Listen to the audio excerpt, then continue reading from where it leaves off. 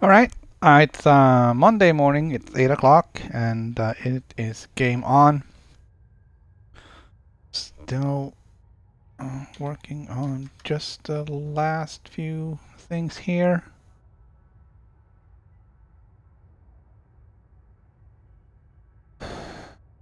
And this one.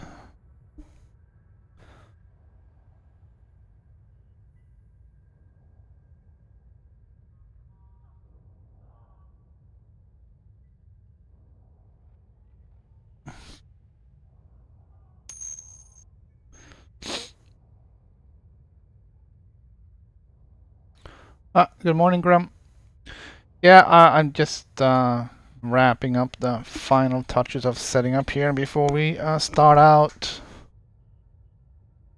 Well,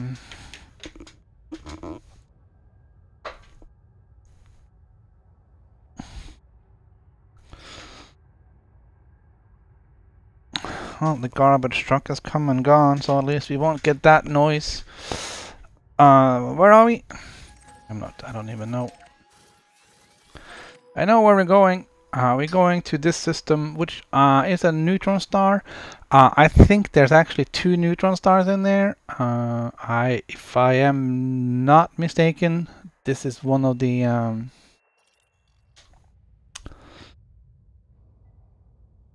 visitor sites, passenger missions.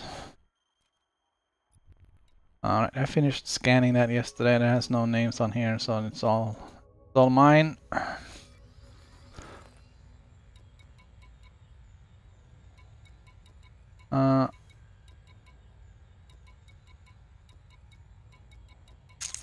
It's gotten a little bit banged up, but not enough to really worry about.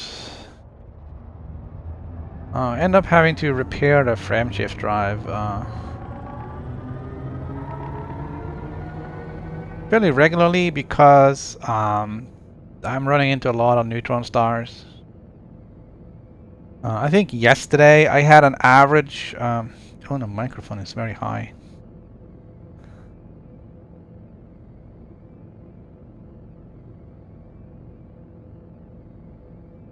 Alright, let's bring that down a little bit. Yesterday I had an average jump distance of 100 light years per jump.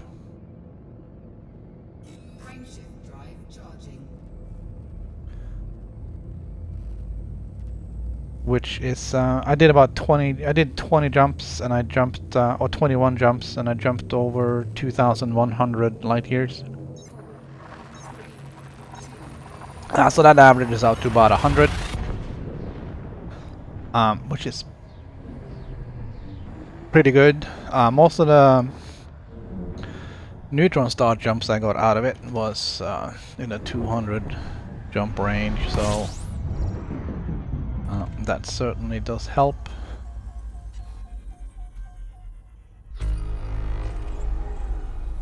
And we are starting with a neutron star today as well.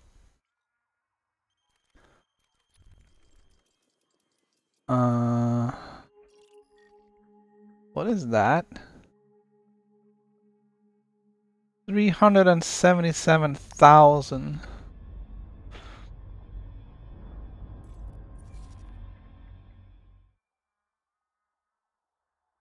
There's something? No. All right.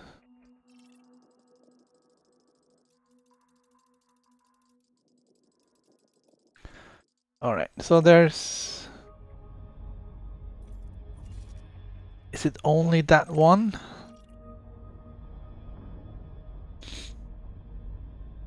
There's only that one. 377,000. That's a long way. You know what? I'm gonna leave it.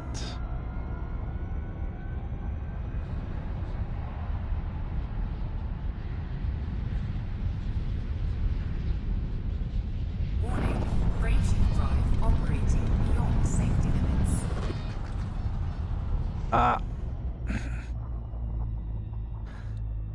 Did not catch enough of that one.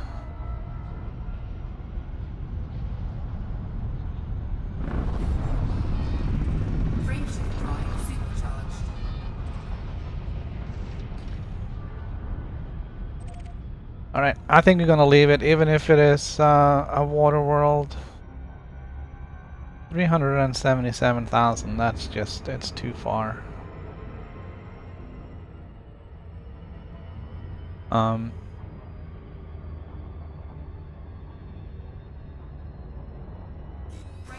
drive charging.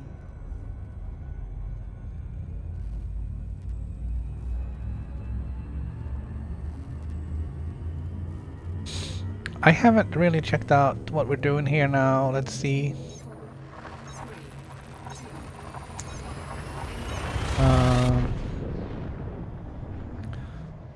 We've passed 20,000 light years from Earth.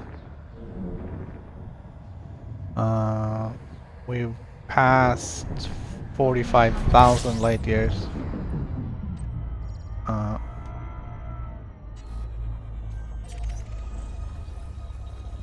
45,000 light years left to Beagle Point, so we are roughly a third of the way there. There's fewer systems in here, nothing really worth scanning. We are going to select the neutron star. I forgot to check and see if it was discovered already.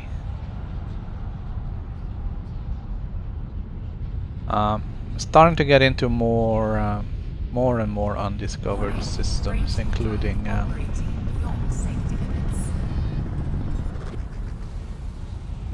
neutron stars.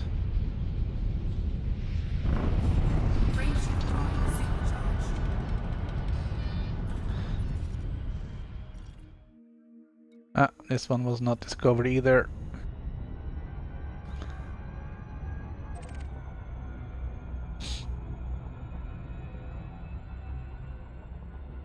And I expect once we get past Sagittarius A, it's gonna be pretty much undiscovered country. all of it.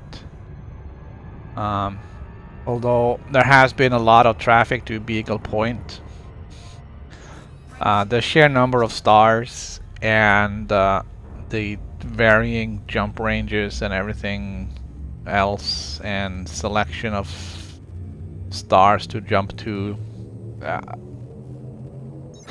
there's just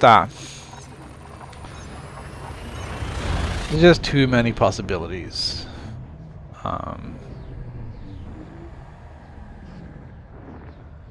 So once we get past Sagittarius A and maybe top of the galaxy, it's gonna be pretty much all new stuff. Be very surprised if you run into a system that has been discovered.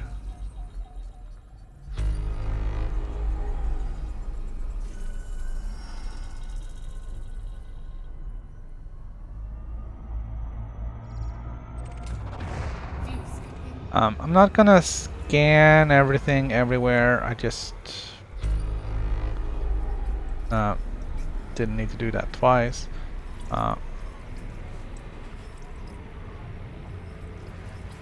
We're just gonna have to see if we can find something really interesting to scan before we invest the time in it.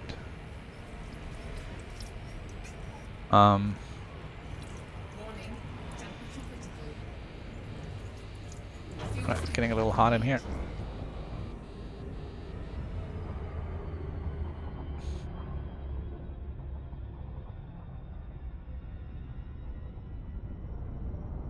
So yeah, we saw the destination. We didn't see where we actually were because we didn't zoom out. We're pretty much getting into the core.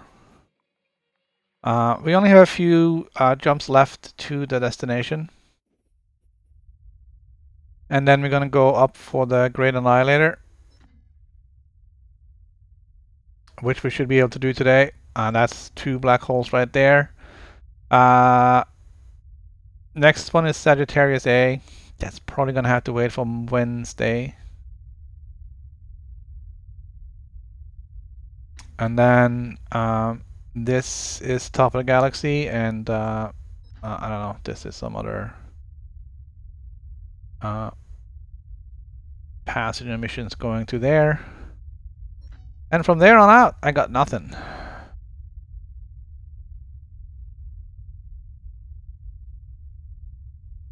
So we'll see what we can find.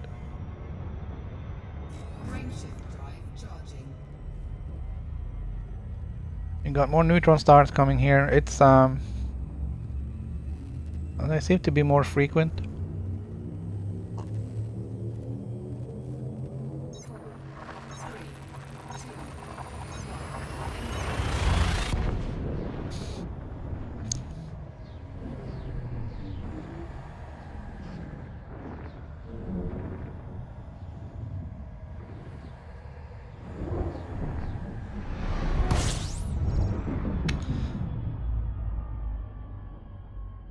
They're definitely more frequent.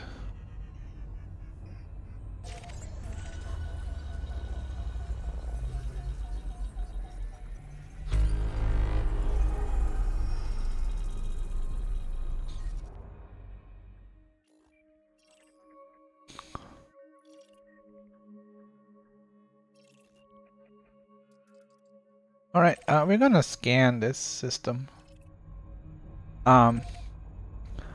After we've supercharged.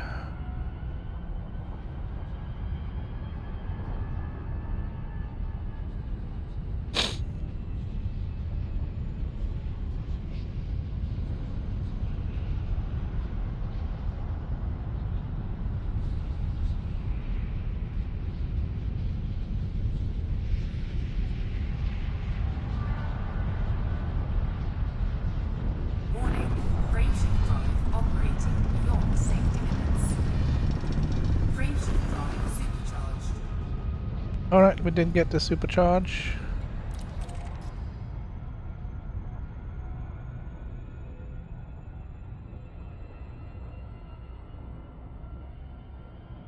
I think like each jump on supercharge just takes the whole point off your frameshift drive. It's kinda crazy. Damn it, Jim. Damn it, Jim. Jim is not listening.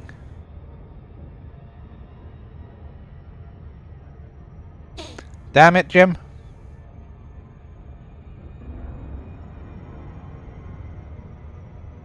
What's wrong with Jim?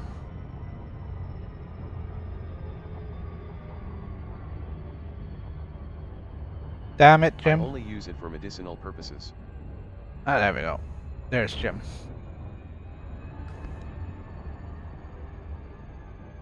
It's not Jim, it's McCoy.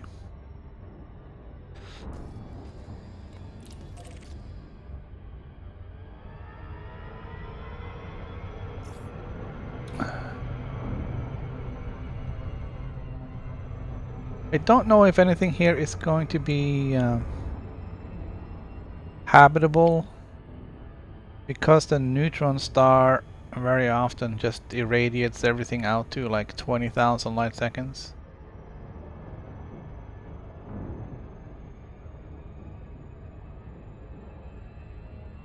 So it's a little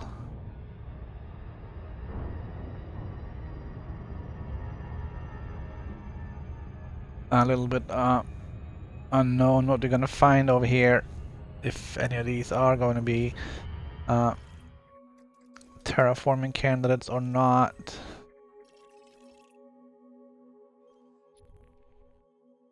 It looks more like a methane world, if anything.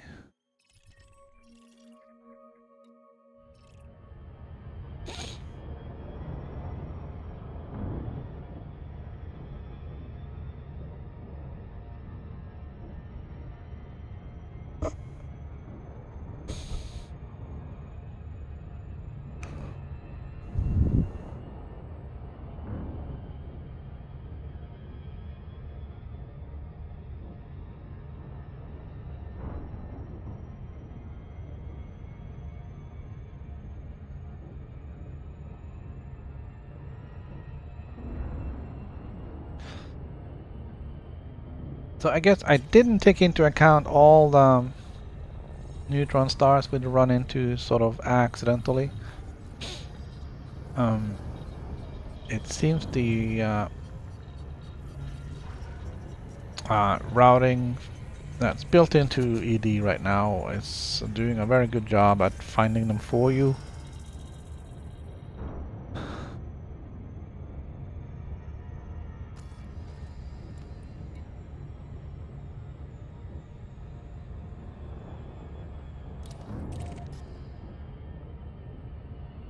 So you're getting a really big boost on your distance. So I know when I started out I said 60 jumps a day.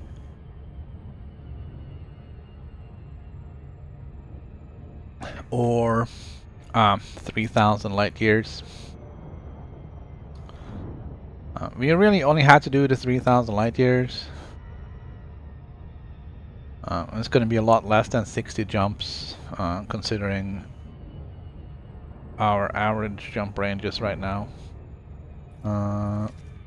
Is this a scoopable star? It is a class M, so it is scoopable.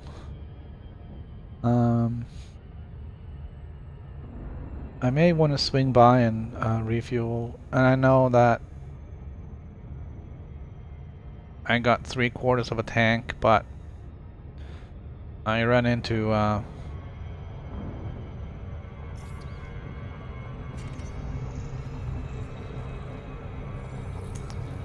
run into 3 of these neutron stars in a row, and it's gonna be gone.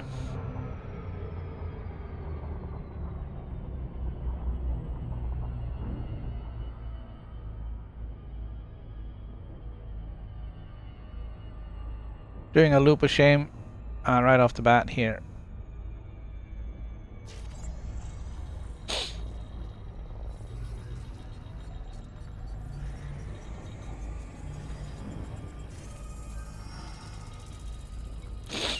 Even a fast scan couldn't save that one.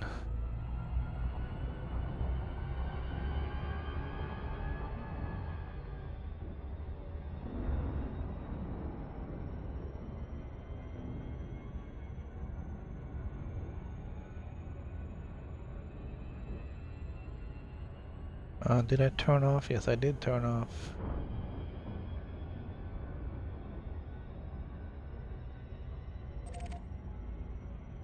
I think I'm gonna take them in on the order I see them here instead.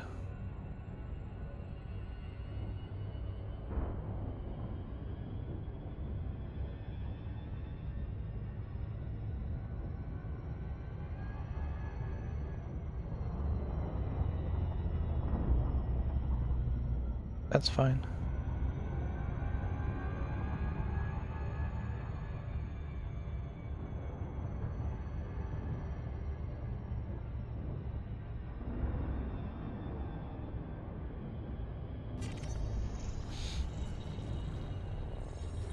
So I know it says day 4. Technically, it's day 6 on the calendar, but this is the 4th day I'm streaming.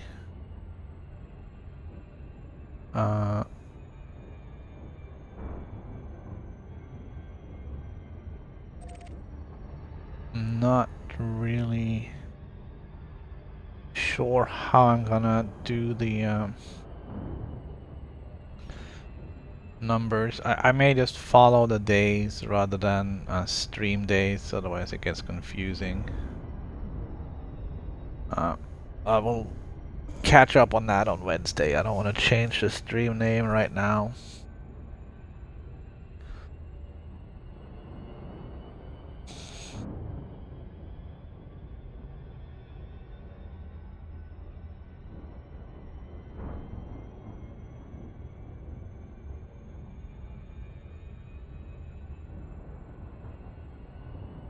So we're just gonna catch up on some planets in here, just get some scanning done.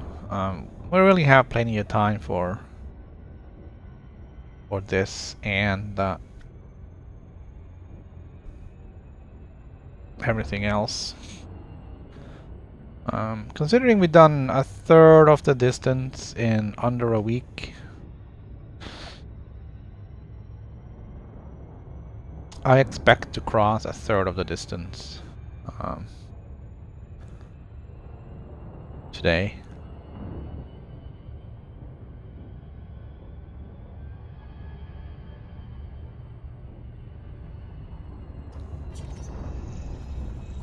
Alright, what's this? This is that has a moon. Alright, we'll get the moon as well. There's only one moon in here, right?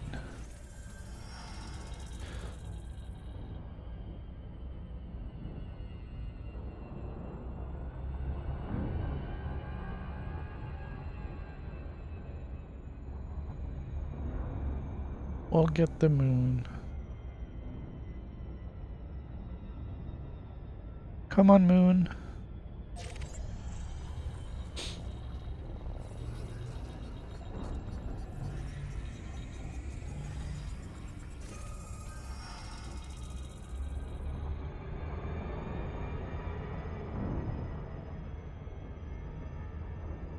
Not really looking for any materials right now. I haven't synthesized anything, so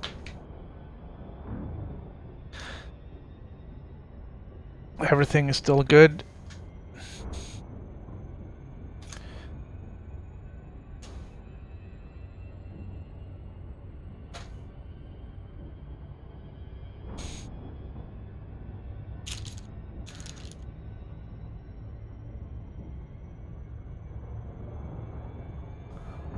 Alright, I'm gonna watch my speed. I'm gonna clean my glasses so I can see.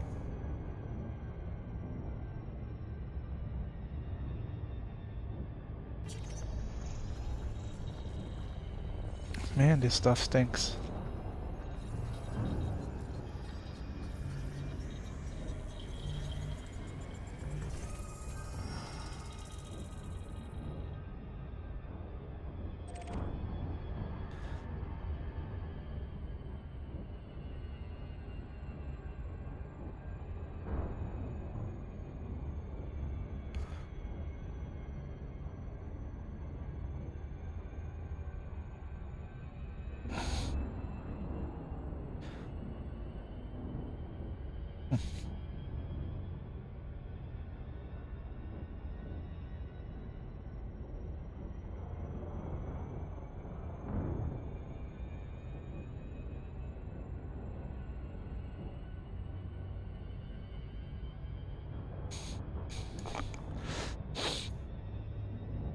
Alright, got clean glasses, I can see the screen.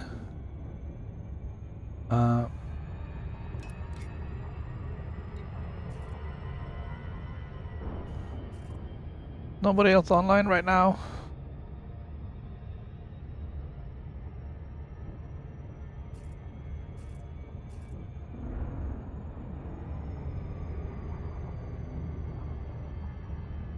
We really should friend up with the whole team just so we can keep track of, you know, just for so we can see everyone else on the map and everything else.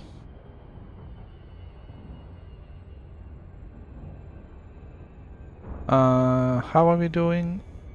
Did we get them all?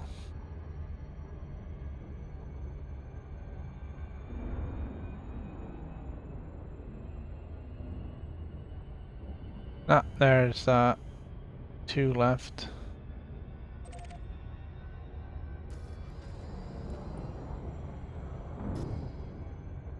Right, we'll go and grab those. We'll do a quick little flyby of that Class M star and top off the fuel. Then we'll jump some 200 light years off to the next star.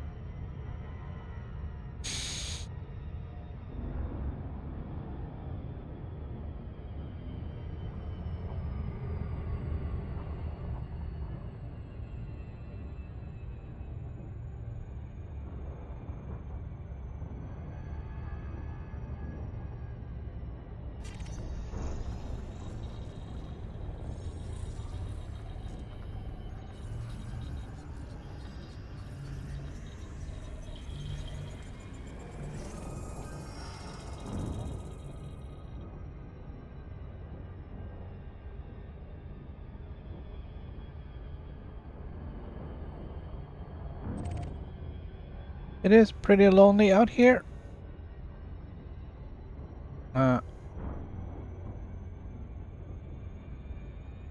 Didn't run into anyone the whole way out until Saturday.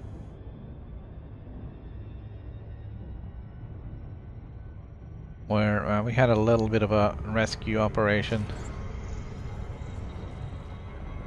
It wasn't really a rescue, it was just a smaller maintenance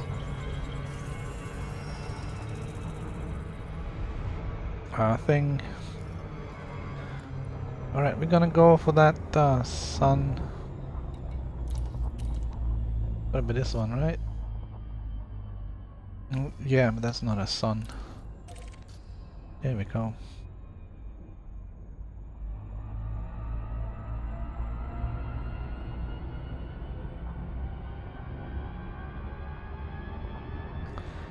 Not sure if somebody had an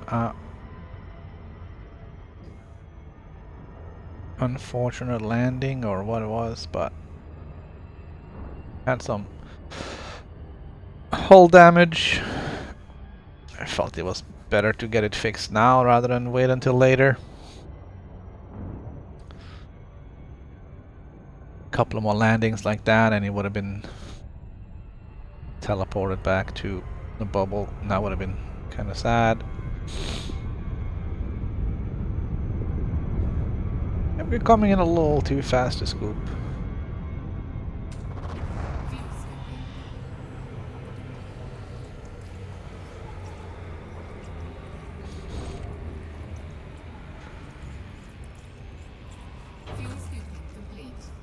There we go. I feel so much better now.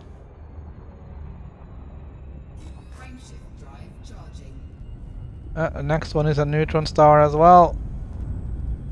We're gonna cover some good distance today.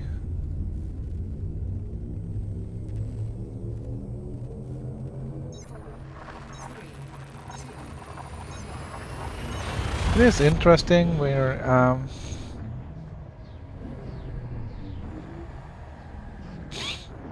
I'm not sure if we're kind of traveling like a little bit on the top of the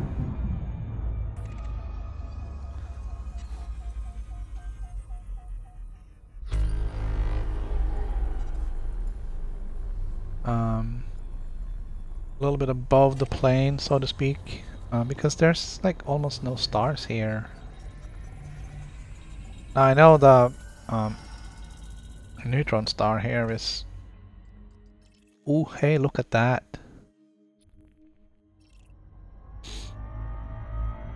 We're gonna go have a look at that one. I don't care if it's been discovered. That could be a ringed Earth-like planet. Or a ringed water world. At least something a little bit out of the norm. Not really gonna be habitable though around the neutron star. Warning, ranging drive operating beyond safety limits. Come on, stay in there. Damn it, Jim. Ranging drive supercharged. Damn it, Jim. Alright. That is not a good keyword. Did we get... yeah, we did get supercharged.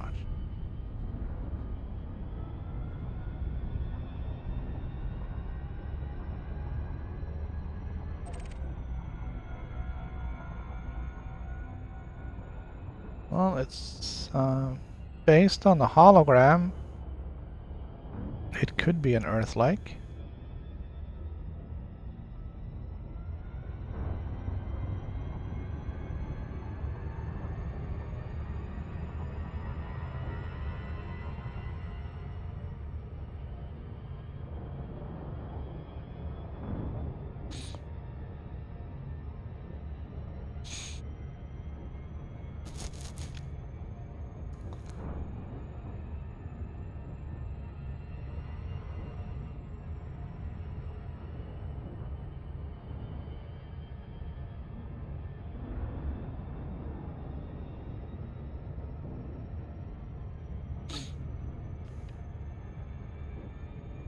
This one could be more interesting than the one on the thumbnail for the stream. That was a ringed water world, I believe.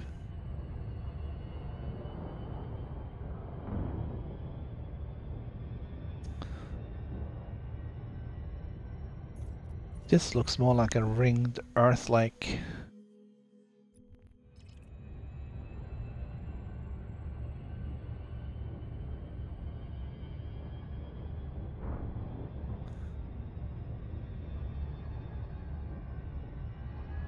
Alright, we still got some ways to go.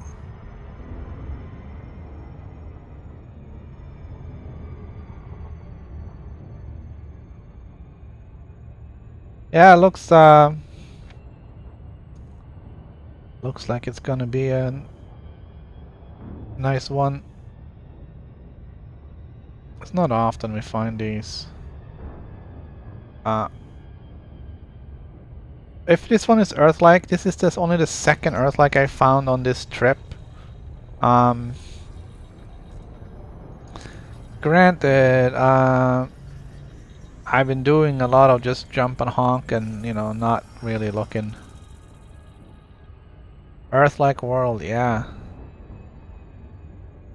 Let's go in and take a look. I'm gonna turn off the...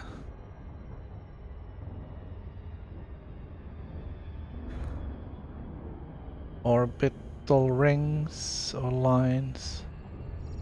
What's that? Hello? Is that a beacon?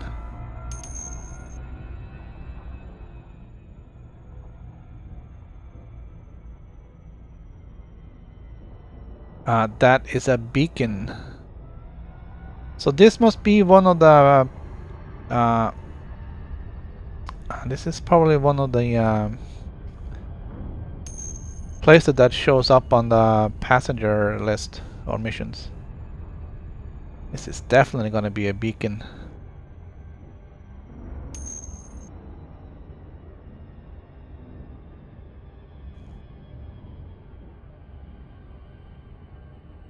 see what it has to say. It's so random too. Just you know, I just jumped in here completely. Just. But it is at least kind of cool to see that they have put beacons out here.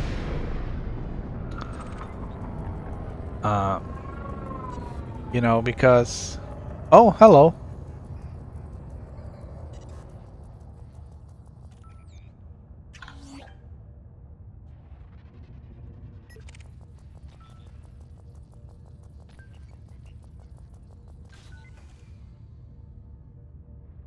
Look at that. There's like a whole bunch of belugas out here.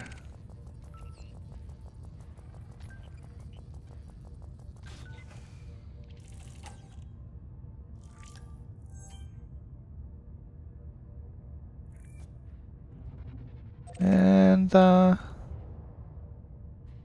alright, sorry, that's not the way it works here.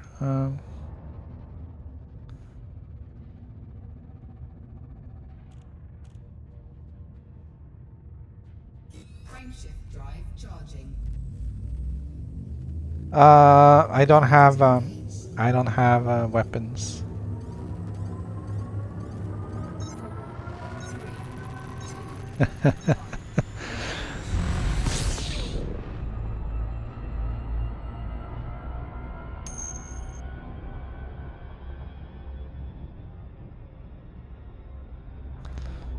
But this is a...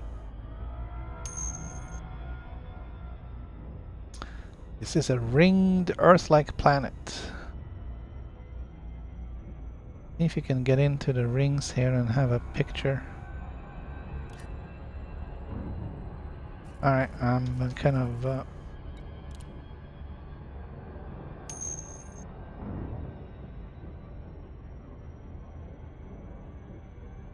Tourist spot number 25.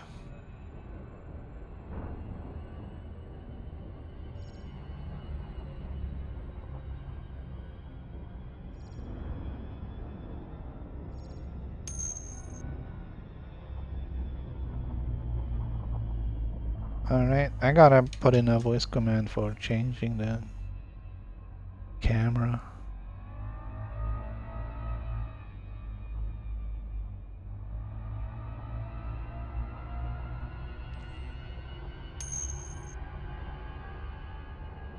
Take a picture?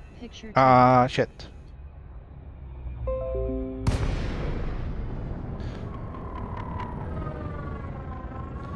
Alright. That was a little bit unfortunate. The controls and everything else is active while you're doing the camera.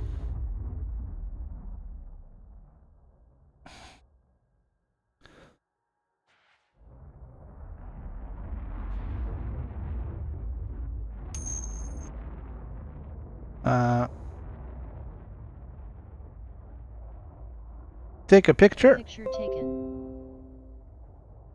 There we go.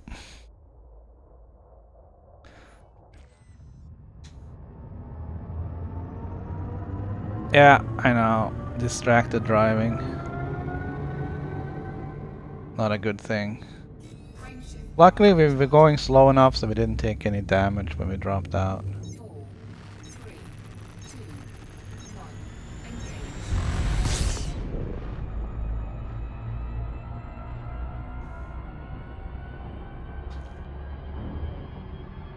Alright, looks like we've lost our... Oh no, that was our destination.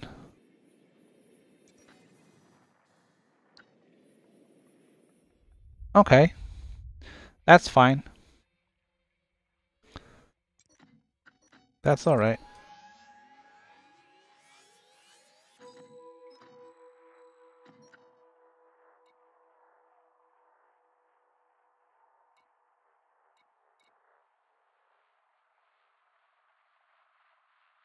This seems to be a bug where sometimes it switches this automatically.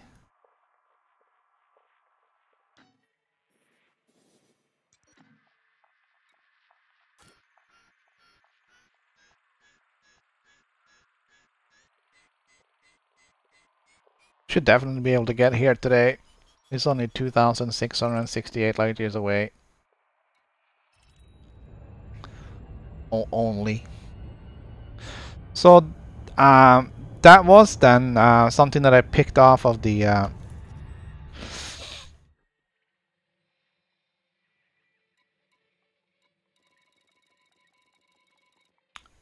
list. Three-way dance. I don't remember what these all were. Alright, so that's supposed to be a nice view. Top of the galaxy is over here.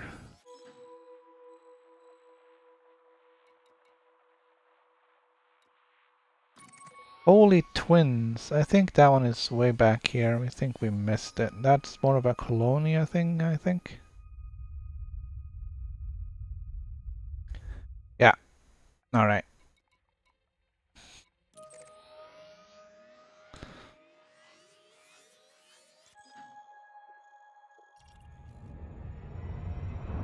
It says black hole, but that's not true. There's two of them in there.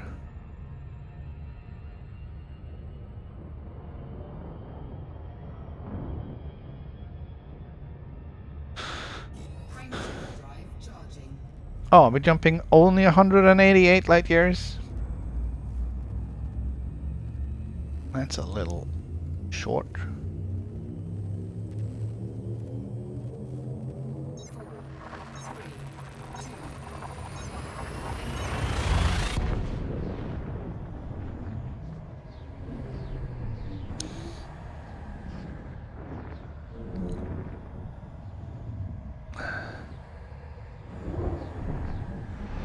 Well, at least I'm not flying drunk, so there's that.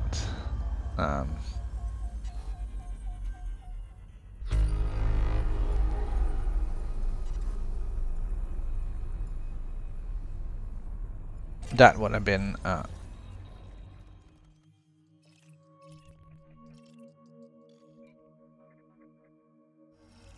so there's another one without a name.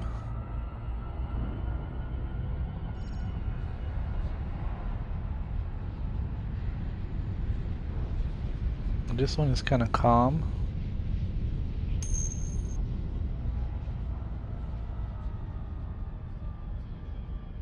I have a feeling I didn't the guy I fixed up on Saturday, didn't he say he was not entirely sober when it was trying to land? I'm not sure. I shouldn't say that.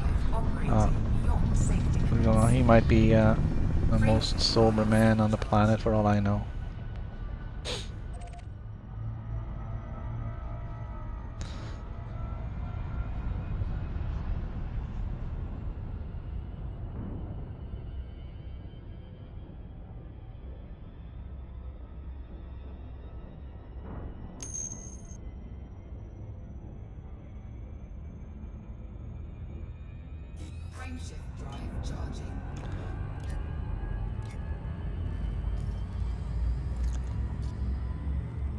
I'm still a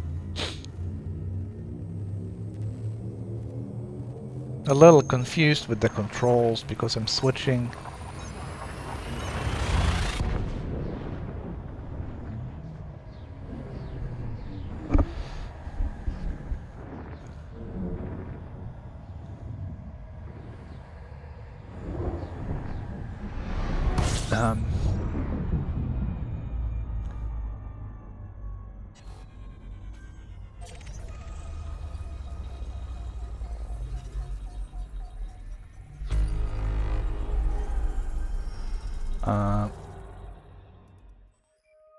Oh, hello.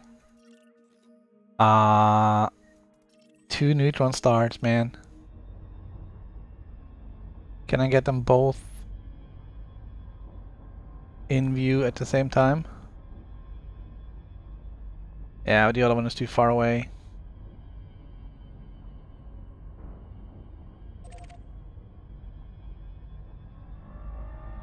What if I fly a little bit closer to this one? Warning, frameshift drive operating beyond safety limits. I can. I don't think I can get sort of in the middle of these two. On this, I've never seen this before. Two neutron stars orbiting each other. And fairly close to, it's like only 150 light seconds.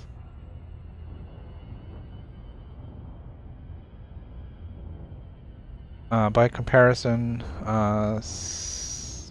400 and what the Earth is 460. That doesn't sound right. 480 light seconds from the sun. Is a quarter of the distance. Yeah, there's no way I can get both of them into view.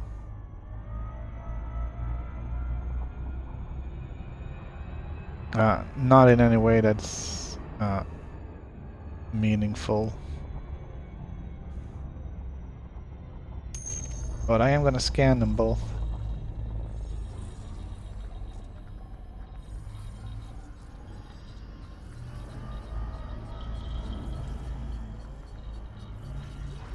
Yeah, I think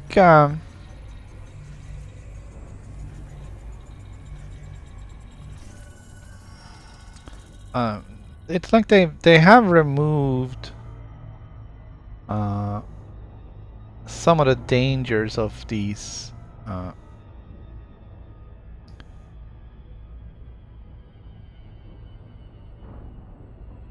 stars by basically preventing you from getting trapped in the gravity well.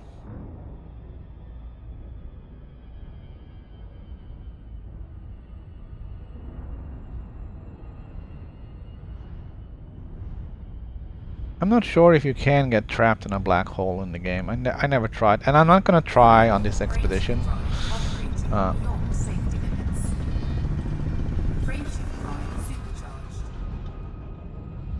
Alright, there we go. Supercharged.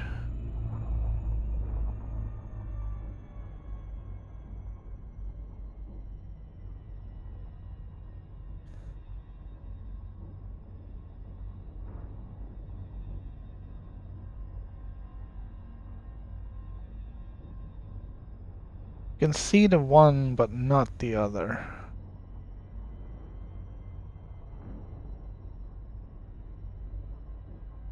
It is over there.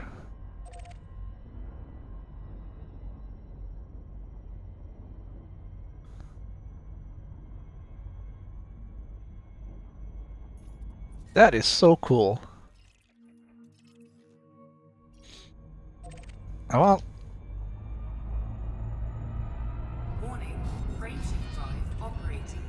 Yeah. Frame shift drive operating, blah blah blah.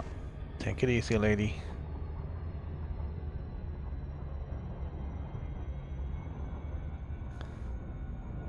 Frame shift drive charging. Alright. So I don't know if it is intentional that they're now taking me to a Class K star. That they're noticing that my fuel is running out, so they are rerouting me to a scoopable star. I don't I want to think that it's intentional, but I never run into a situation where it hasn't happened, that I've done like you know, 2 jumps to for neutron stars or 3 or whatever, and then when my fuel's getting really low, it takes me to a scoopable one.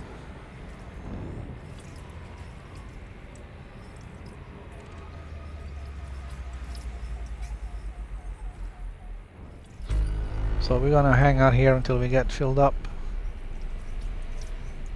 Shouldn't take too long. I only went with the 6A fuel scoop.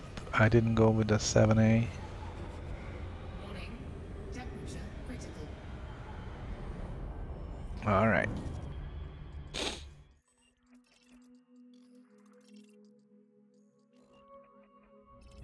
So not really much here to scan.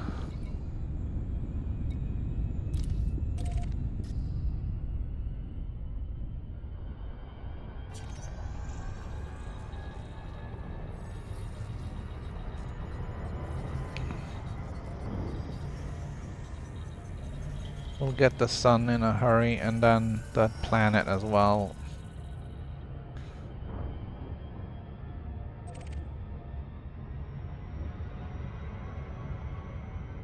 It's a big gas giant, so we should be able to get it from a distance.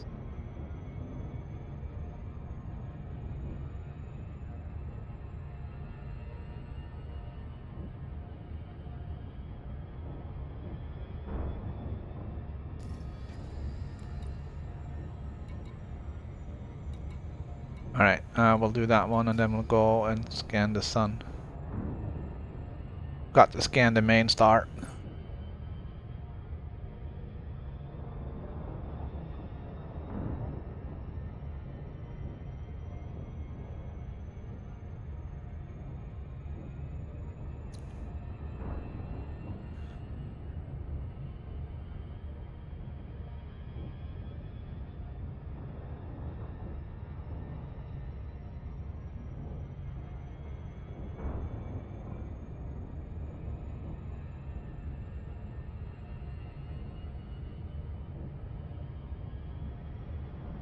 So I guess in another jump or two we should actually pass the 1/3 threshold.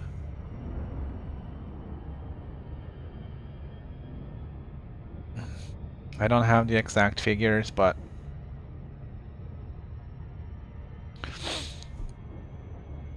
that's alright.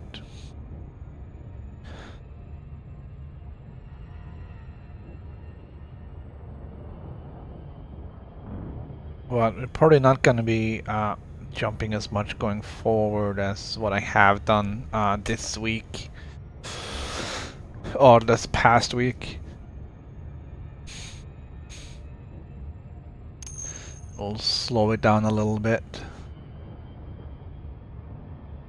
Third would be 21.5, I guess, thousand.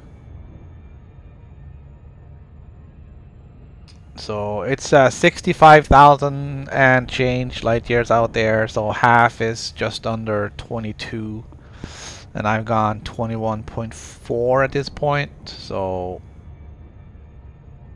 the next jump is going to be another 200 light years. That's going to take us past the halfway mark. I guess once you hit 22, you know you passed 1/3.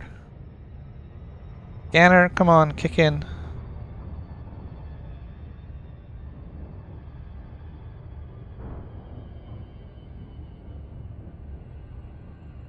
Come on, this looks like a really, really big gas giant. I should get it from distance.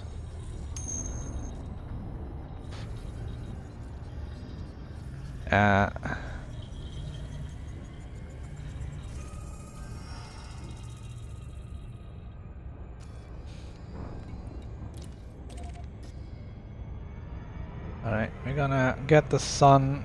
We can get that from a really good distance. Look at all the stars there towards the core.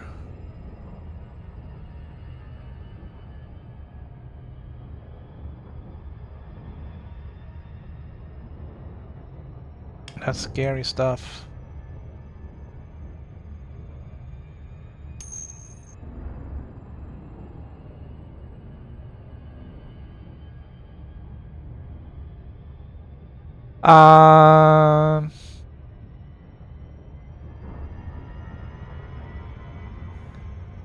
Oh, the refills are so fast anyways. And I usually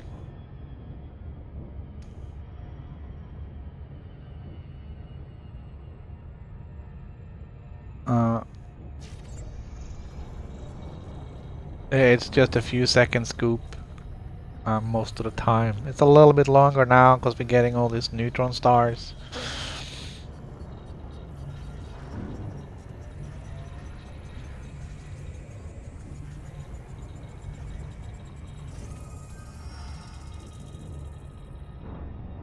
Alright. Now we clean that one up.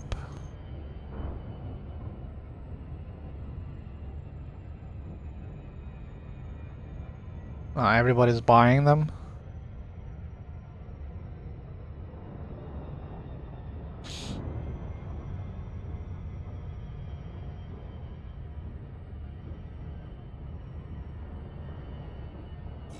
Frameshift drive charging.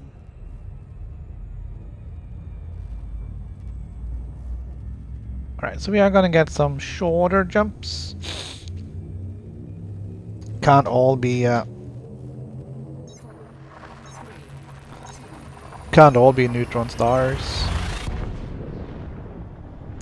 It hasn't taken me into any white dwarfs though.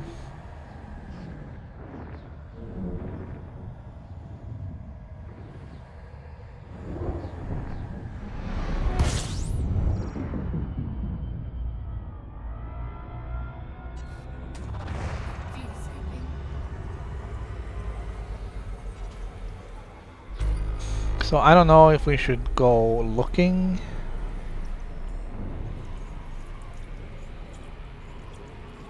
Fuel scooping complete.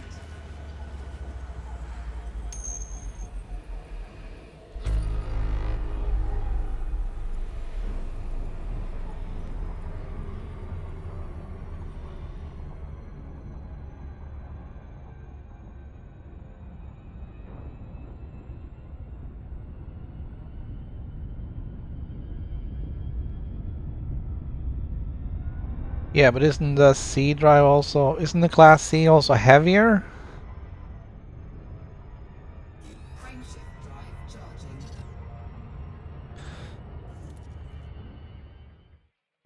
I wanted to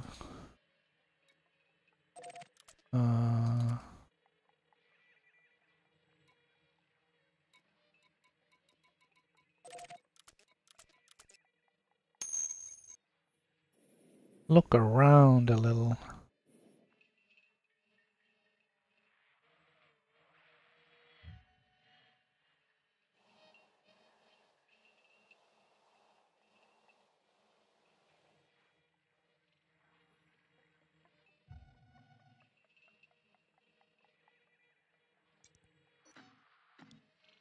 Neutron star.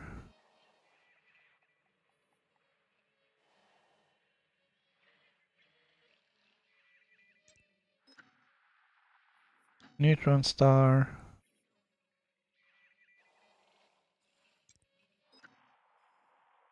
Neutron star. So I guess we're not really finding anything here.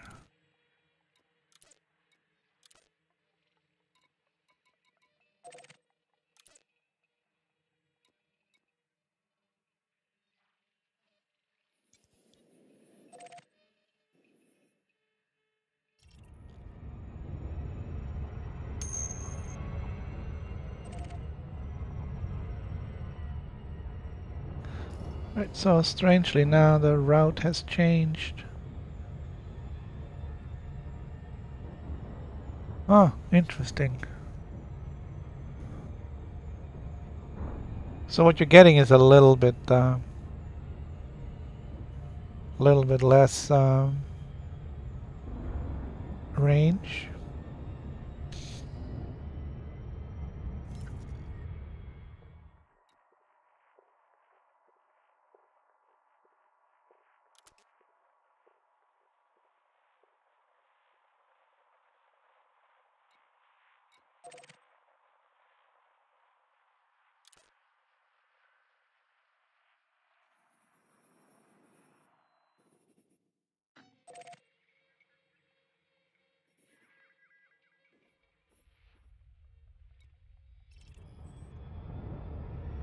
Alright. It's kind of weird how it recalculated and came up with a different path that second time around.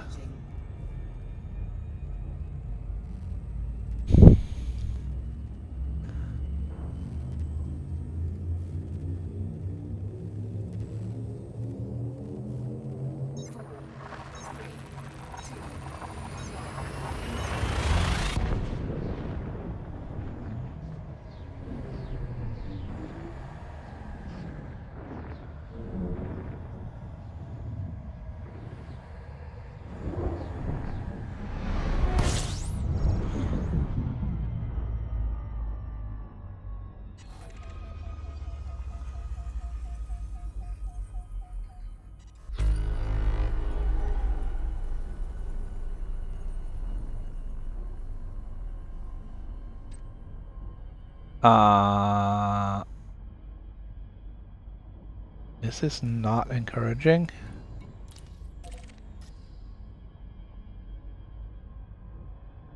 Uh-oh.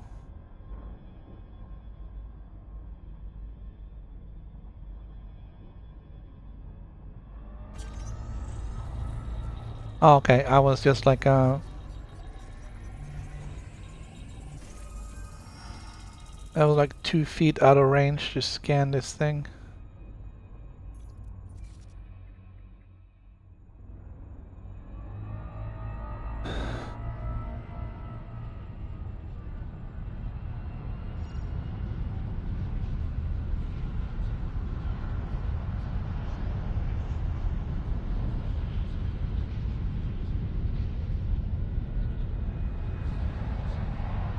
Getting a little better at this, Operating beyond safety limits. but it's still difficult to stay in there. Frameshift drive supercharged.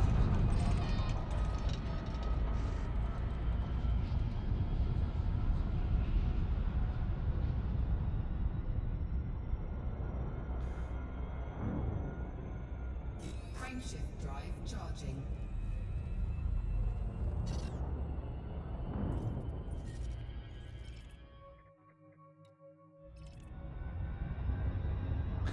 I'm not sure what is worse for your hull integrity, jumping or super cruising.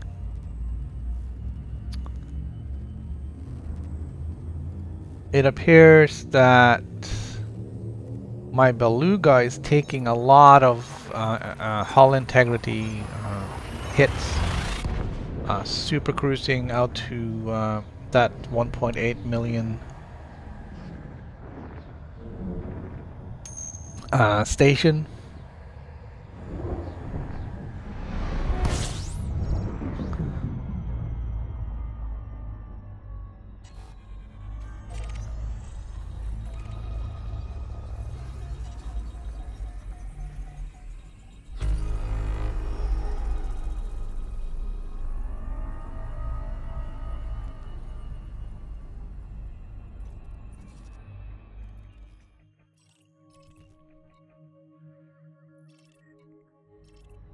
Alright, there's a lot of firsts today.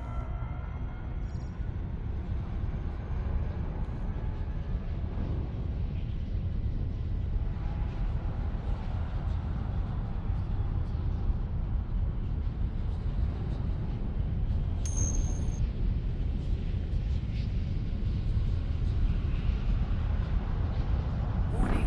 Frameshift drive operating beyond safety limits. Did not get it there either. We'll re-enter. Frameshift drive supercharged. There we go.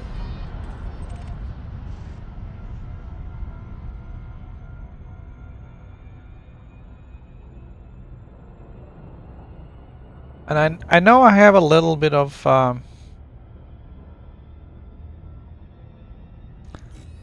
hull damage after an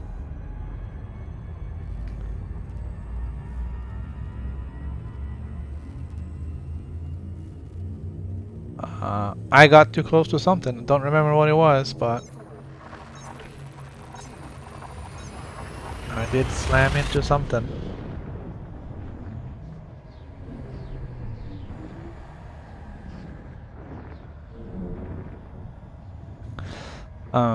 It seems the repair limpets with the limpet controller that I have fixes about 18% of the hull with one limpet. So I'm not gonna worry until I get down to 80-ish.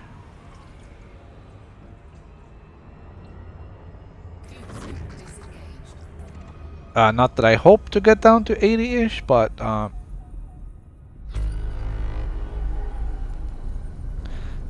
not gonna feel a need to worry.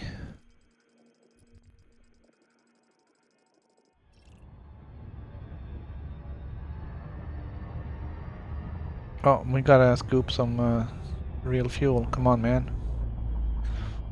That's what we came here. Well, it depends on your controller and your hull. So each controller fixes a fixed number of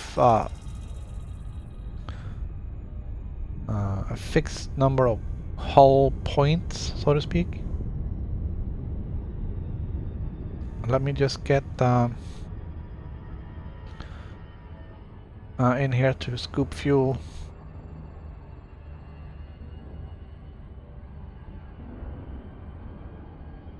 And we'll take a look.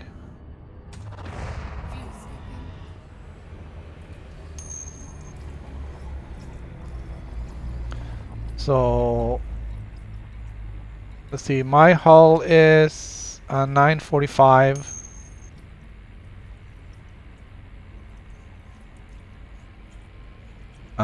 And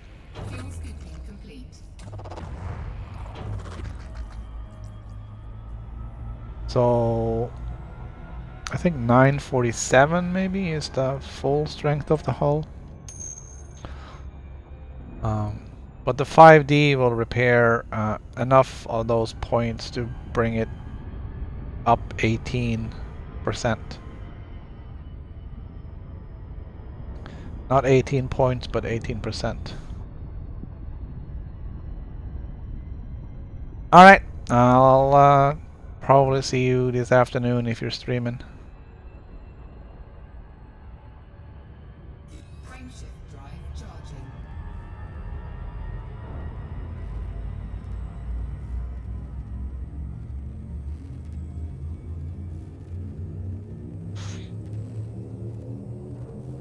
Yeah, I'm sure it can be looked up somewhere. I just haven't done it. How many points the 5D? I think that's what I have.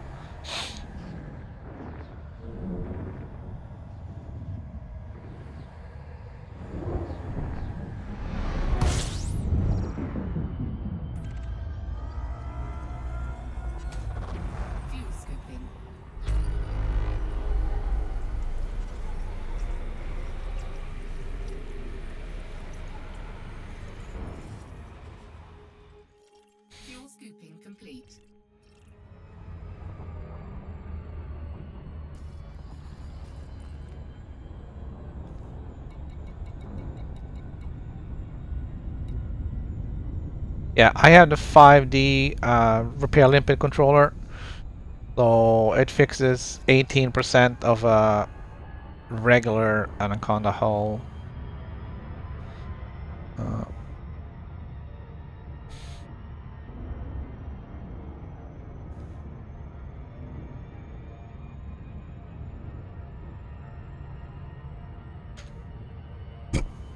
Let's see if I can do that here.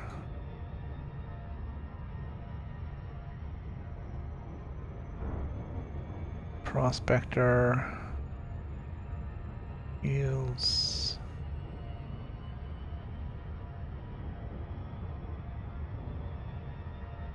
Repair limpet.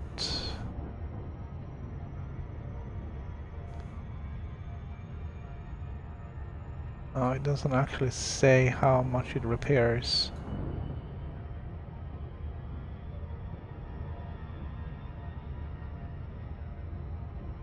Alright. It does say though, when you buy the limpet controller, it says how many points it repairs. Frameshift drive charging.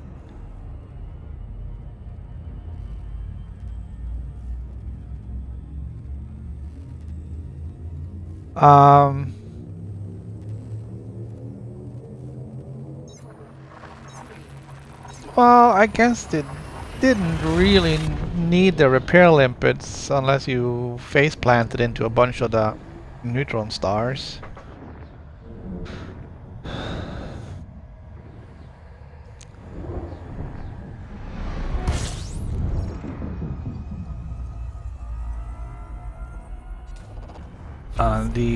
Most of the damage you take is damage to your modules, which you repair with the field maintenance module anyways. Complete.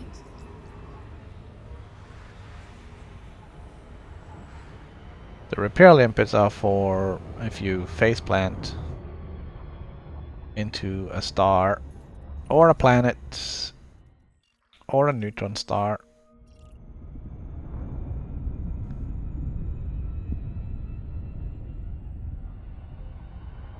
Frameshift drive charging. I do have AD Discovery running. I just don't have the voice pack activated right now. 4, 3, So I should be updating everything everywhere.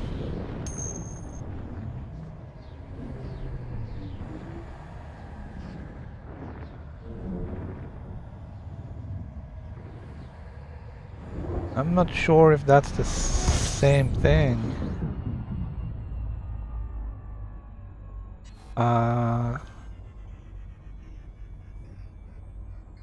310 would be about a third, wouldn't it? If the hull is 930, then 310 would be a third.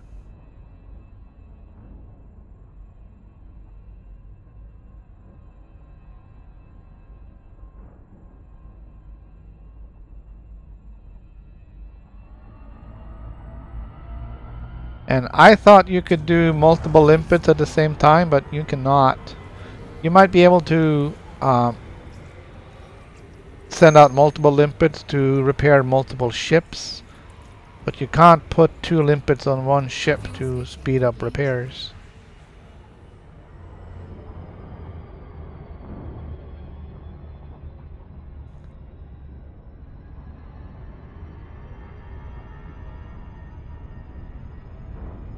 Yeah, but look at the force. Go look at the force.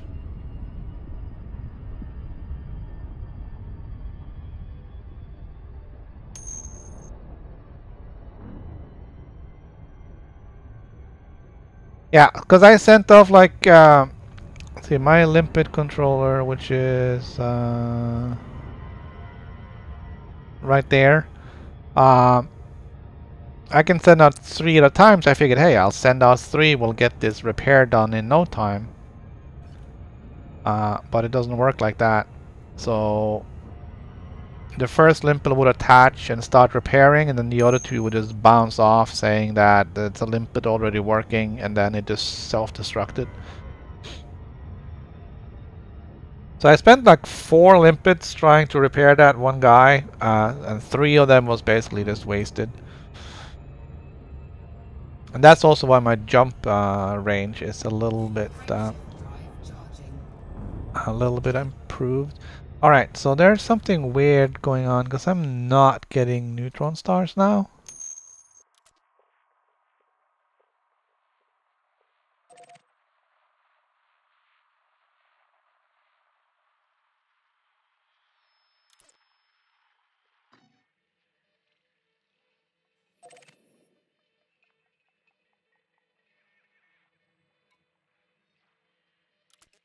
Alright, hold on.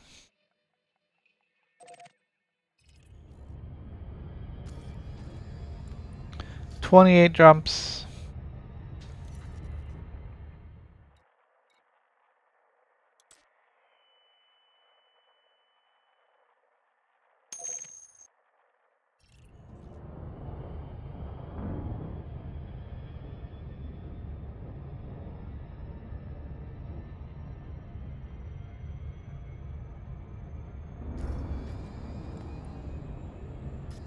Still 28 jumps. That's weird.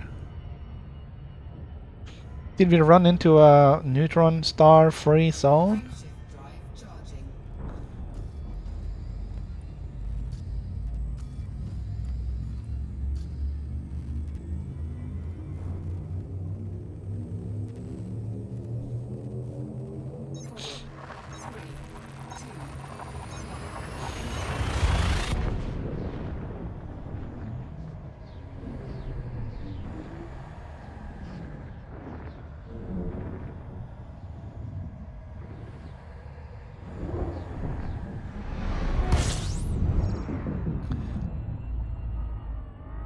Now I haven't seen that there are demand from passengers to go to the Great Annihilator,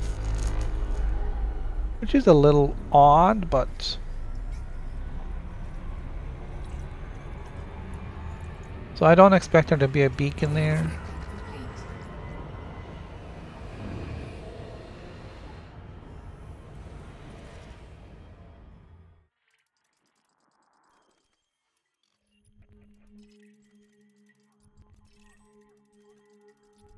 Lots of stuff, but not really worth it.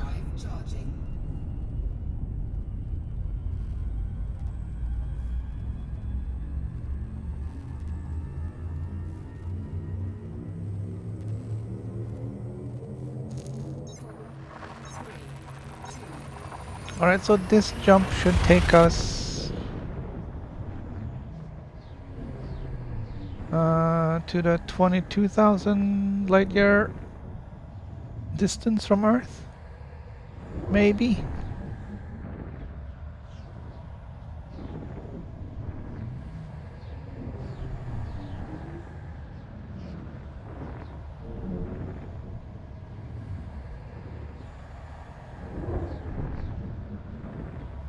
Oh, okay, this is not good.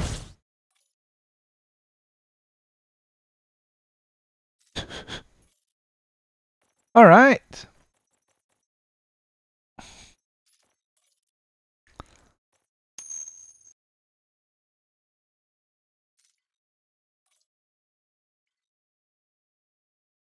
I don't know where I'm gonna end up now.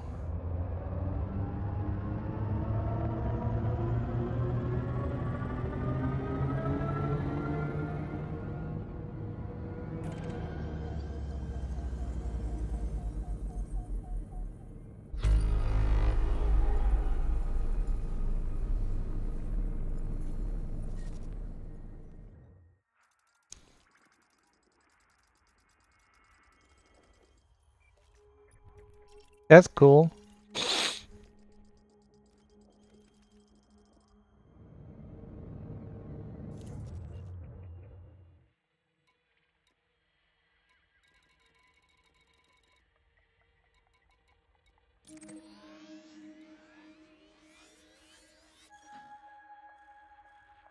Alright, let's make sure everything is set first, because reasons. That is all set. This is all set. Great Annihilator, plot a route.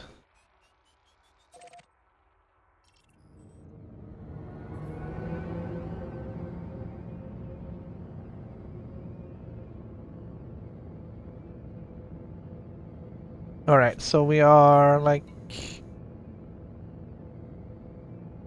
18 light years away from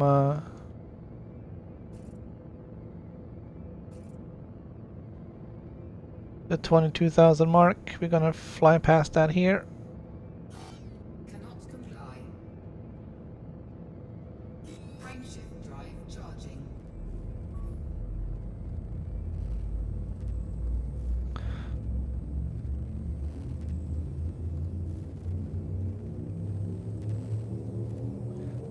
Alright, I really don't want the servers to be down right now.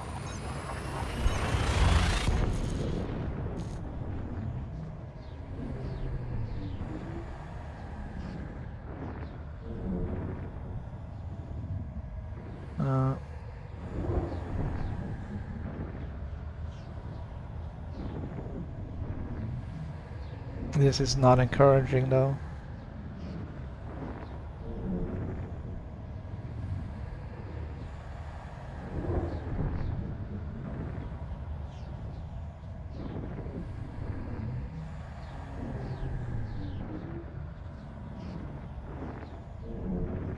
Right, I am getting data now at least. There we go. Fuel scooping.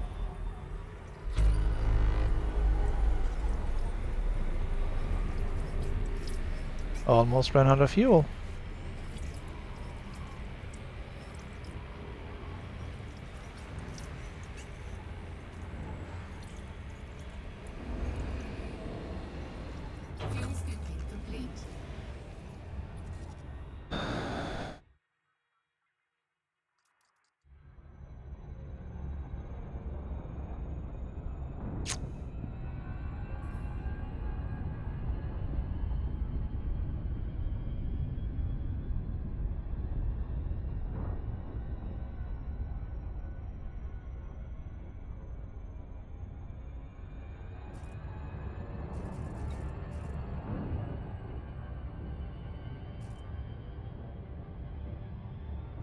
Frameshift drive charging.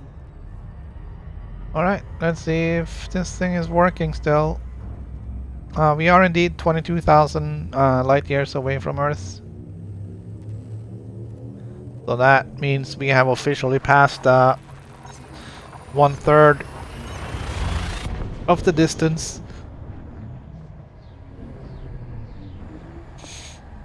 That went remarkably fast. But we did put in a lot of extra time trying to get a good start and, you know, put some miles in the bank, so to speak. Fuel scooping complete. Seems to be nothing else here.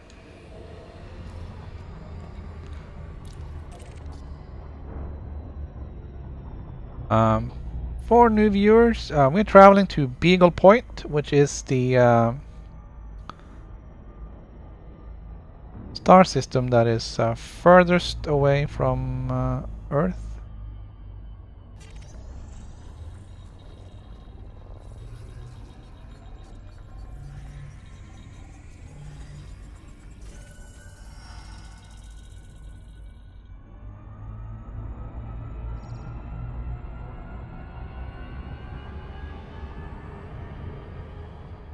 It is straight through the center of the galaxy and then way out on one of the arms.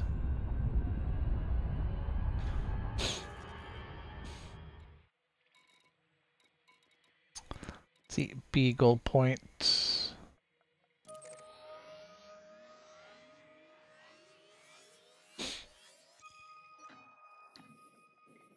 So Beagle Point is all the way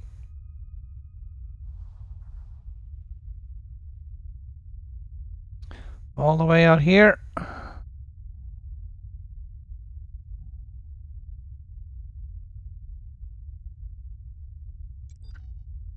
It is currently 43,000 light years away.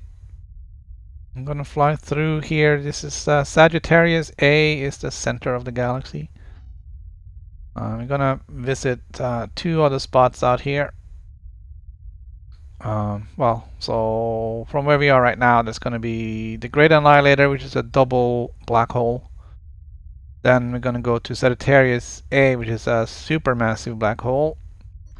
Then we're gonna go to Innuendo ROC D184, which is supposedly the star that is highest up from the galactic plane. This star right here, this system right here, is called Three-Way Dance. It is a passenger destination, so there should be a beacon there.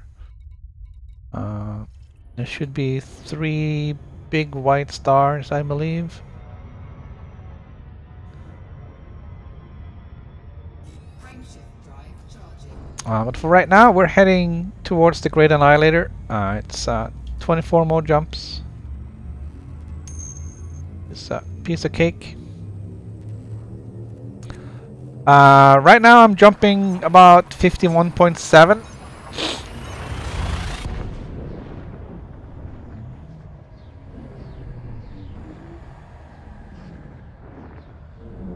My average jump range is over 100, which I know sounds weird, but we've run into a lot of neutron stars. We're getting over 200 light years per jump.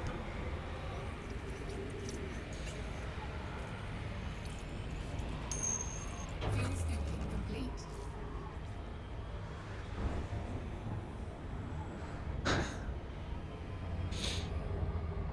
Yeah, we come a long way with engineering of drives and everything else. My frameshift drive is engineered for maximum range.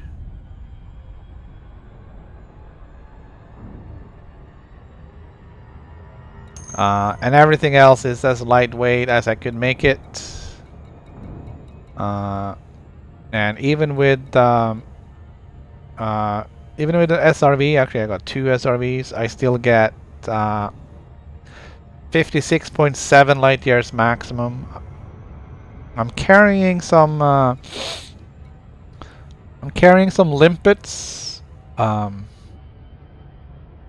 which is cutting my jump range a little bit, but it will allow me to repair my hull in the event I get some damage.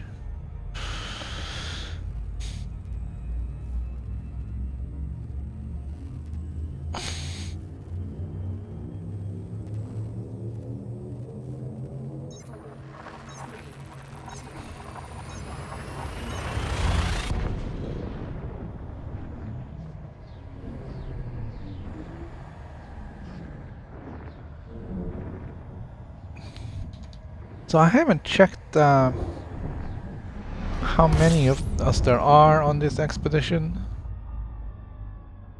There is quite a few. Fuel scooping.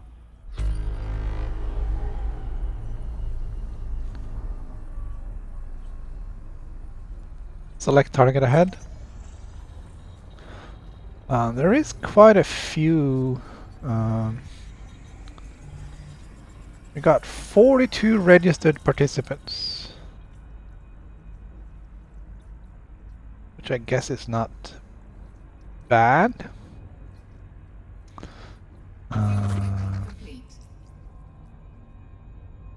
Okay, that was weird.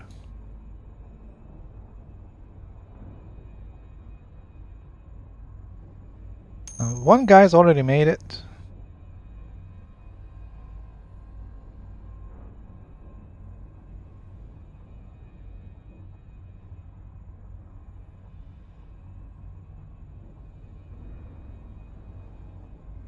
Oh, that's interesting. Looks like there's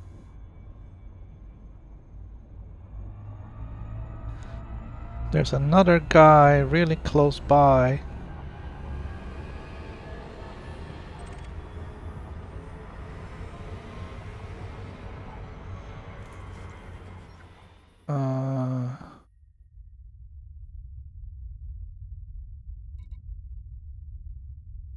No? Oh, that's weird. Oh, maybe it only shows. Oh, it will only show up if it's online, I guess. Yeah, there's another guy. He's in the same sector, which is really curious.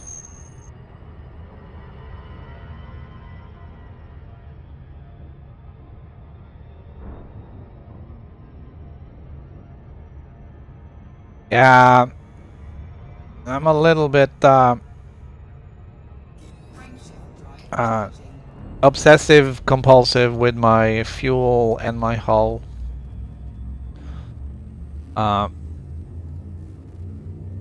So I just don't want to fly 65,000 light years only to crash and burn because of some silly mistake. So I am shielded, but the shield isn't really very strong. It should only take the... It will take the worst of it if I do have a heavy landing. Fuel scooping complete.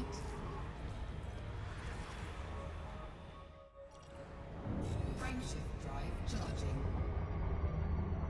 Frameshift drive charging. So a lot of work went into trying to make it as lightweight as possible. So that's why I have the smallest shield generator I could possibly get.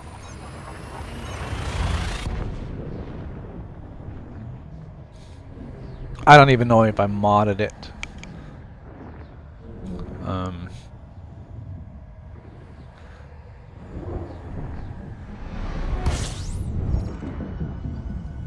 So, and I have some heat sinks in case I run into trouble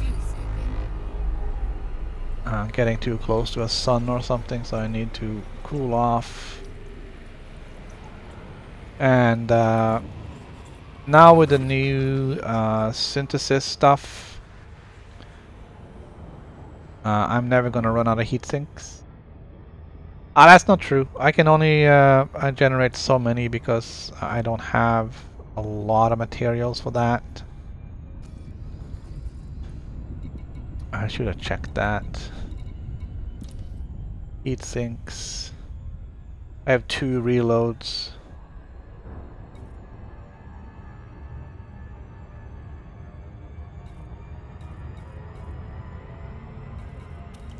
Might as well make him premium. When we get there, so far I haven't used any though. I don't know how many heat sinks I get from one synthesis.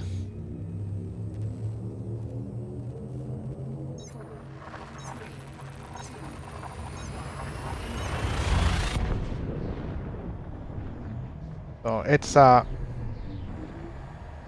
have to be a real emergency before I really use them.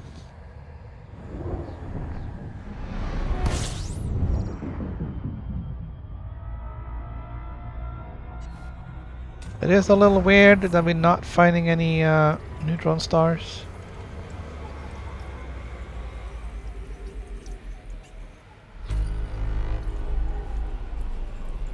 It's usually been good about finding something.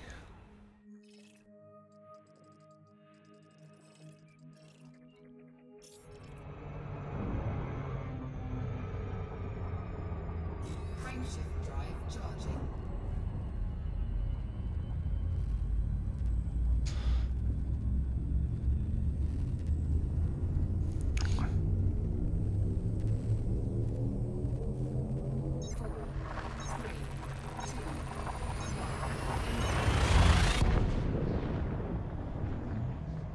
I don't know what's up with my glasses, man. It's like... It's not like I'm touching the lenses or anything, but it must be because it's...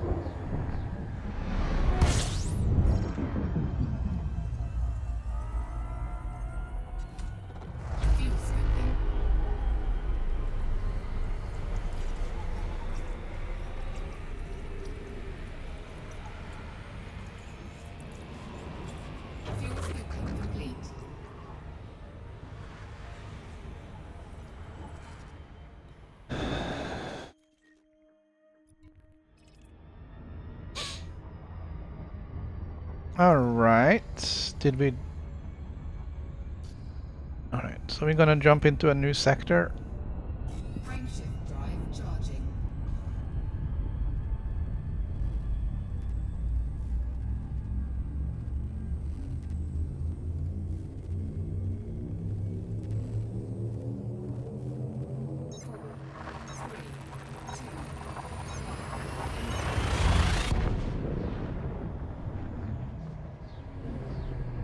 Not that that really makes a huge difference, only that the star names or system names will change.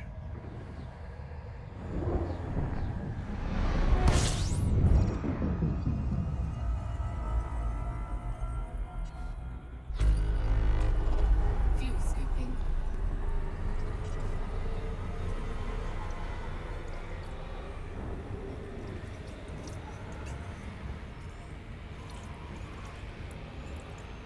Fuel scooping complete.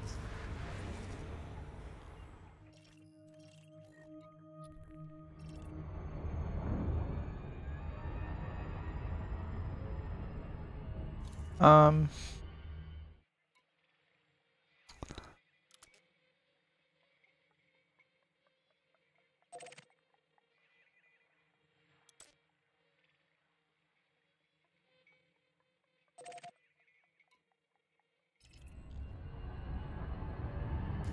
I'm not sure. I'm not sure if you're gonna see any more neutron stars.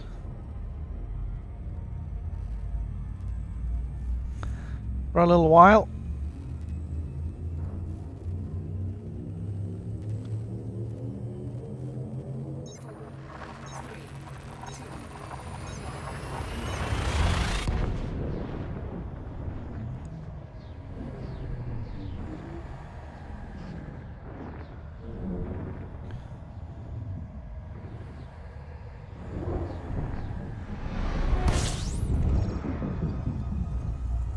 I'm gonna have to have a look and see how the damage on my drive is doing after all those neutron stars earlier.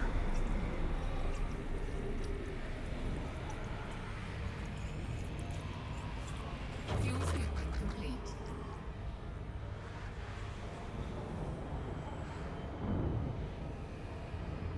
I don't really like that getting too low. 90% is fine.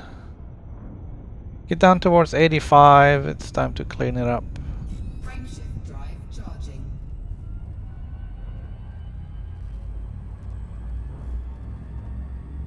I think if it falls below 80, and down towards 75 and 70 at least, you start getting failures.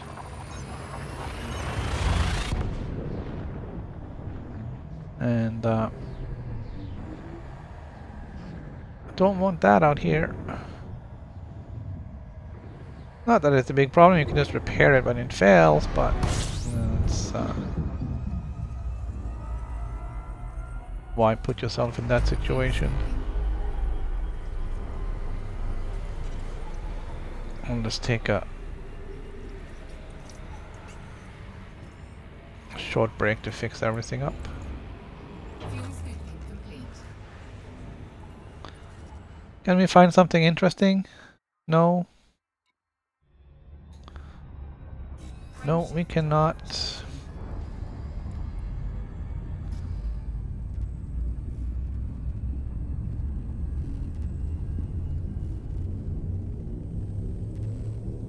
We should be at the Great Annihilator not so very long.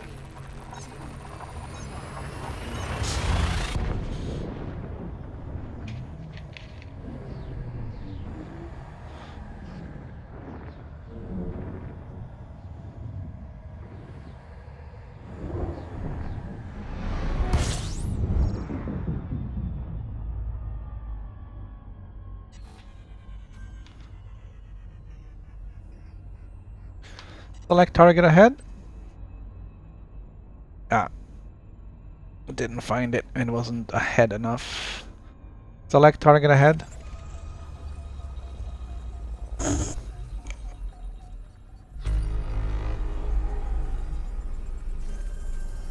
Great.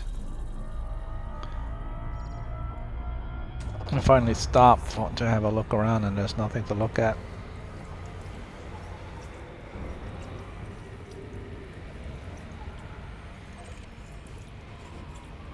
Fuel scooping complete.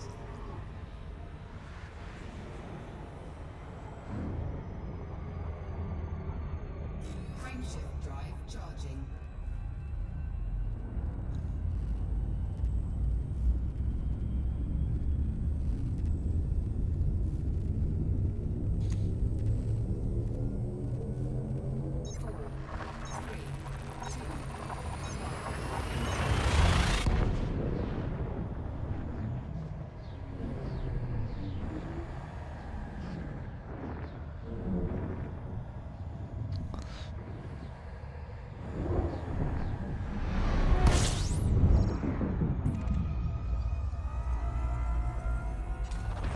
Fuel scooping.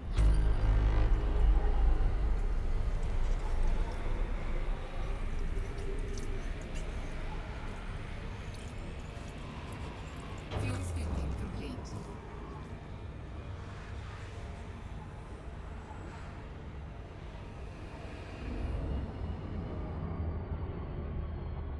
There is an interesting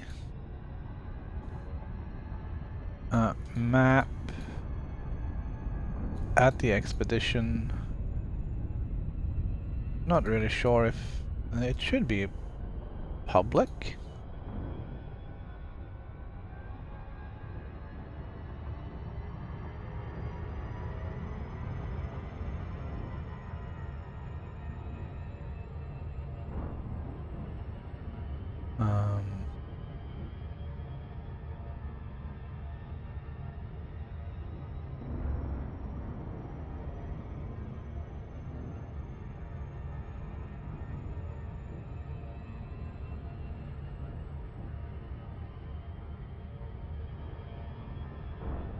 I cannot move it. I can scale it but not move it.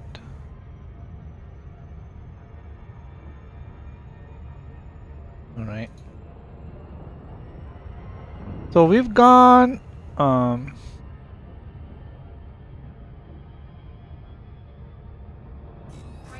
drive charging.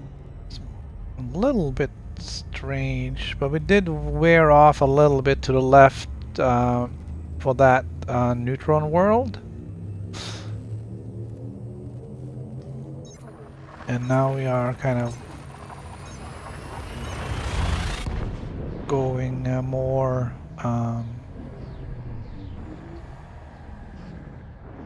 right or east to get over to the Great Annihilator, which is a little bit over to the right here.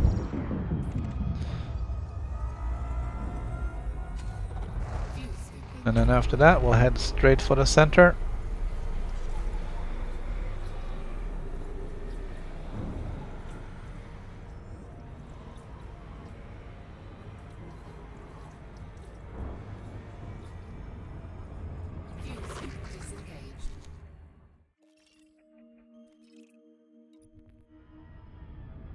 And then straight for the top. Frameshift drive charging.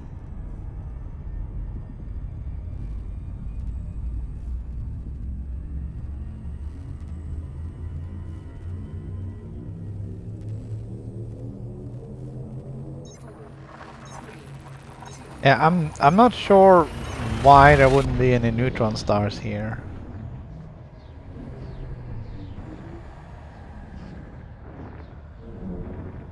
It's really strange, considering how many neutron stars we ran into to begin with, and then now suddenly there's nothing. Fuel scooping.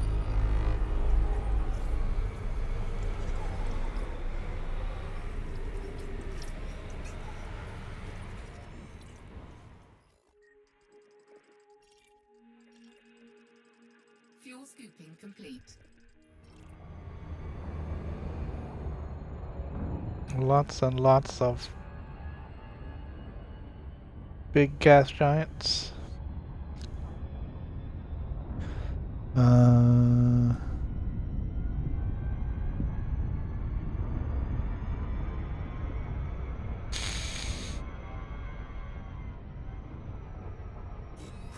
drive charging. Actually.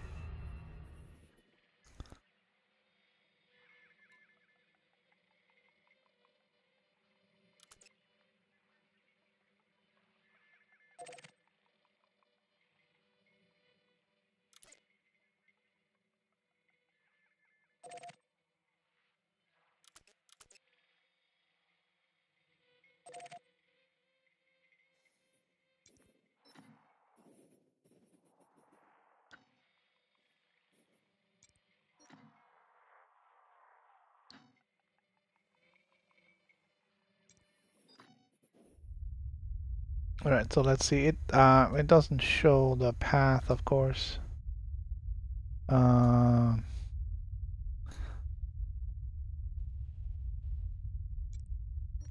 here's the bubble, and then we went over here, over this way. Now we're going over this way, and then into the middle.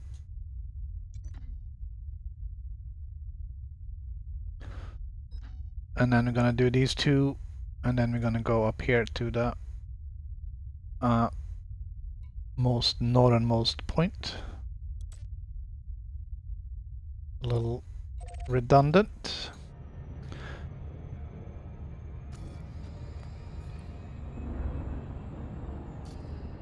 Frameshift drive charging.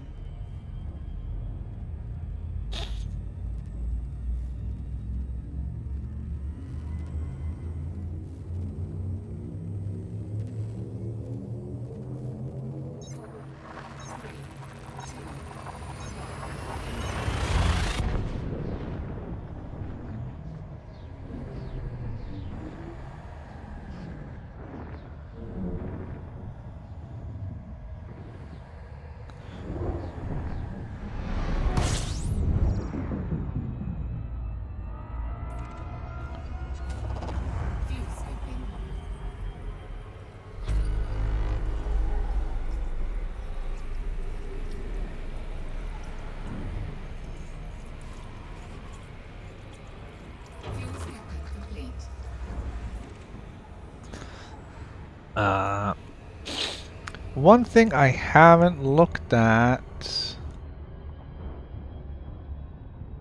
is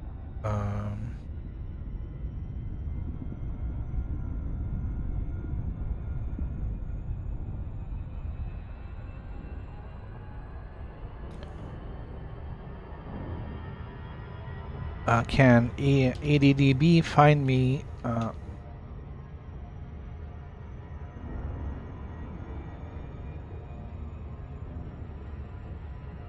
a star that I want to visit?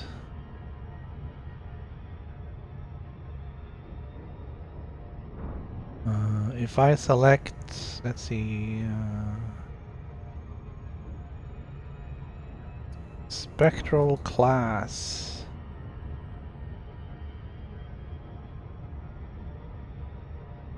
Can I select multiple Kármán stars, for instance? I sure can.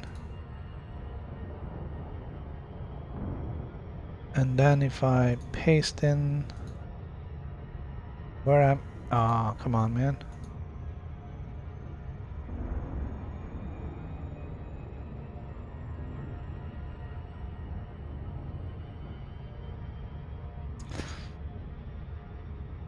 Alright. That kinda does work though, but I wasn't really what I didn't really want a Kármán star.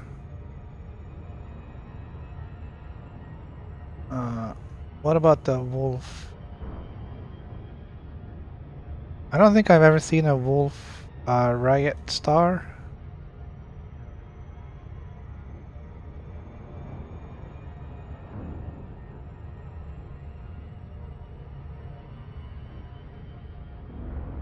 So I'm gonna see what EDDB comes up with for that. Okay. That's fabulous.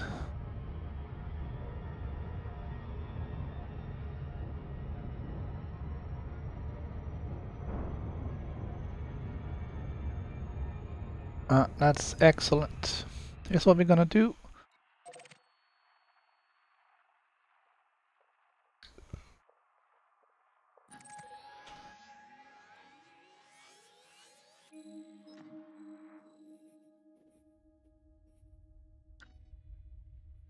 A little bit off. Damn it.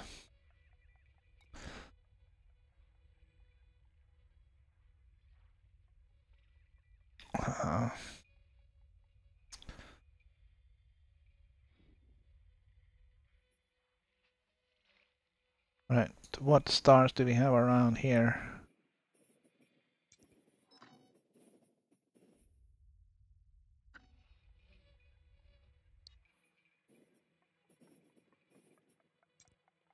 Okay, Hippio Pre.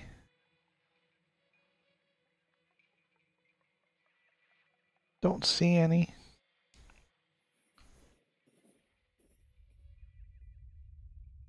Right, let's try another one.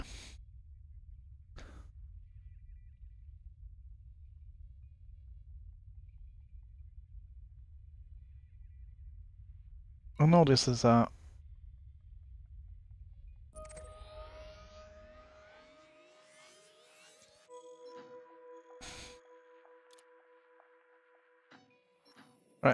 We're gonna go there. So we're gonna zigzag. And we're gonna go up to the Great Annihilator. We're gonna go up here to the Wolf Riot star. And then we're gonna go up to Sagittarius A. Are we gonna do all that today? I do not know. I'm kind of getting close to 2 hours.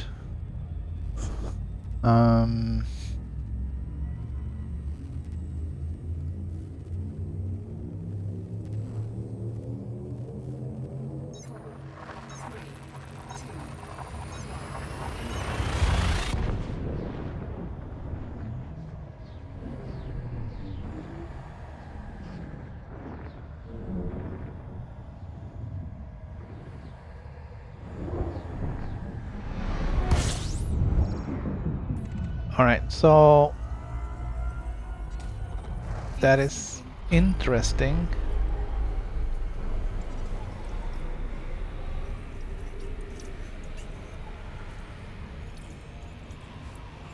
Fuel scooping complete.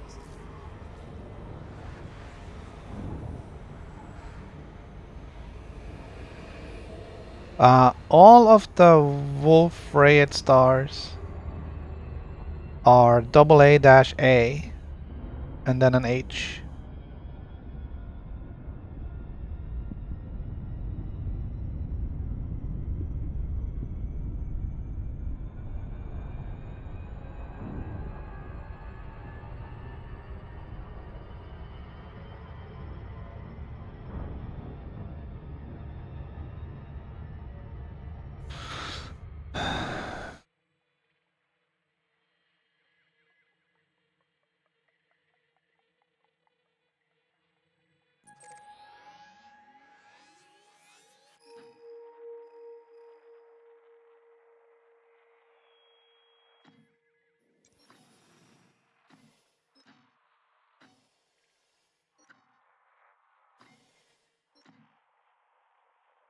Oh, that was weird. That wasn't really the star we were looking for.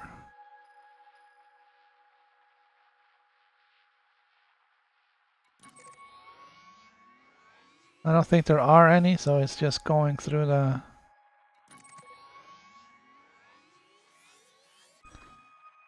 Okay, but let's do this. Soon. AA-AH. It should find the first one.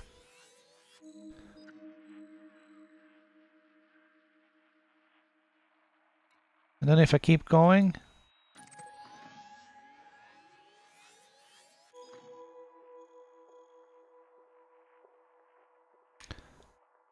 Okay, that was not...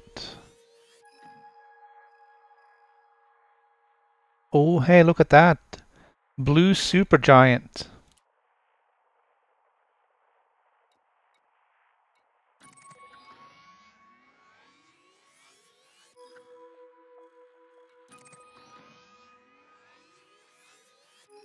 A little bit back and forth, but this is kind of cool. I like...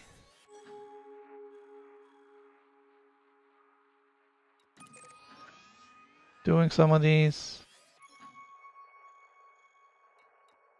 It's a Herbig AEBE. Gonna bookmark that.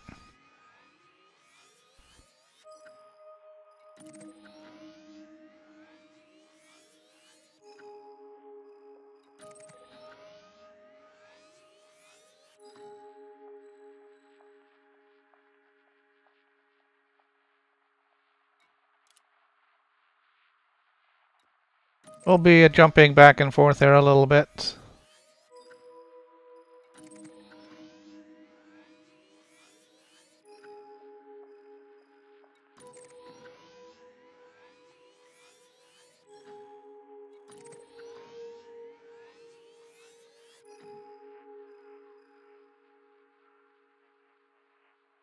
Alright, there's another Herbig.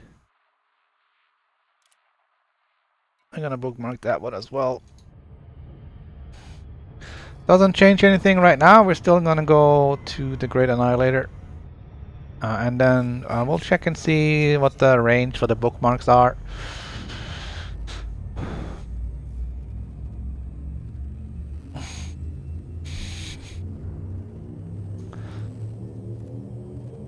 So, whether we do it today or Wednesday will be the next day for the Beagle Point expedition. I can't do this every day. I'd be going space crazy. So the plan is for Monday, Wednesday and Friday to be Beagle Point expedition. And then Tuesdays and Thursdays I'll be doing something on the PlayStation. Either just some bounty hunting or working on the community goal. I think I kind of promised to do the community goal.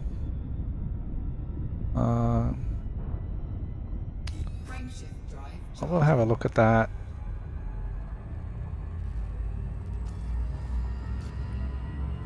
Right, we're getting very close to the Great Annihilator.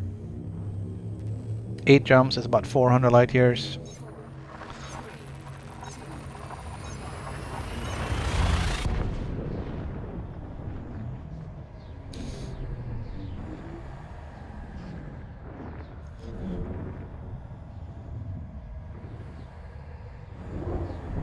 I don't know if there's any other suggestions in chat as to what kind of stars to look for.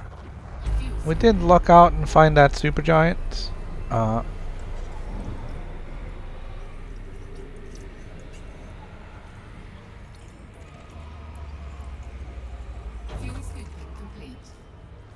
Really looking forward to have a look at that. Did I not get a full ping in here or not? What's up with that? Ah, there's nothing in here.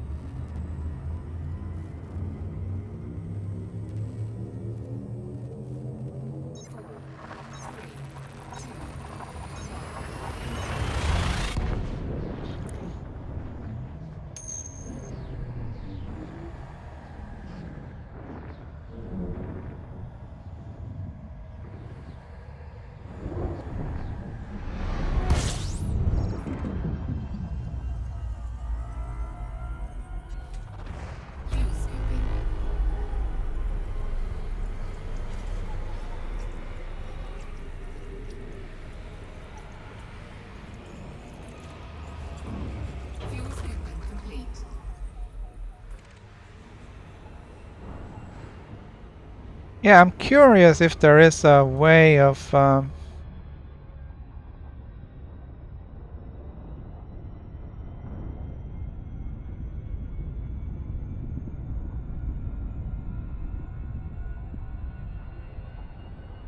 what are red supergiants? Is that MS?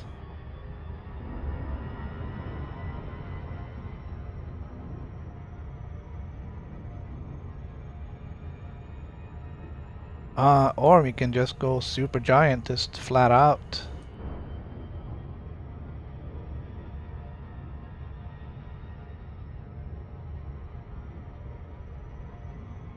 Alright, there doesn't seem to be any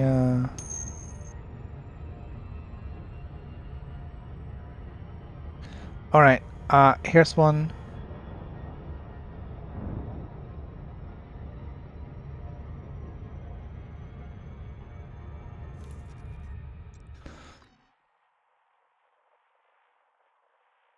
This one could be interesting.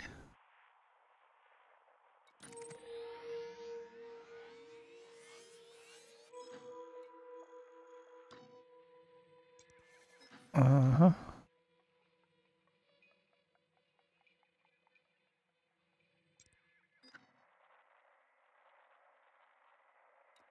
It doesn't say.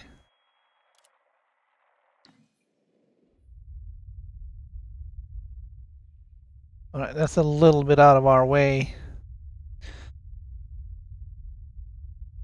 The reason I kind of picked that one is that it's a wolf rayet and it's classified as a supergiant.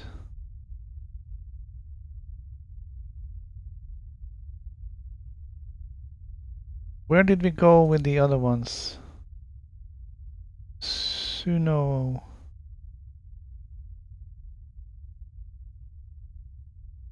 I'll try and see if I can find other stars in the same general area, but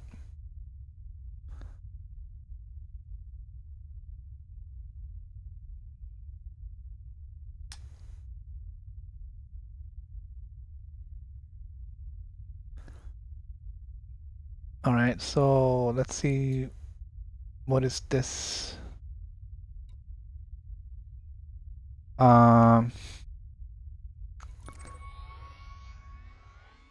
And it's behind us. Of course it is.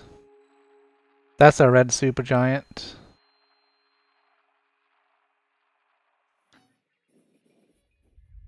I'm not going backwards. At least not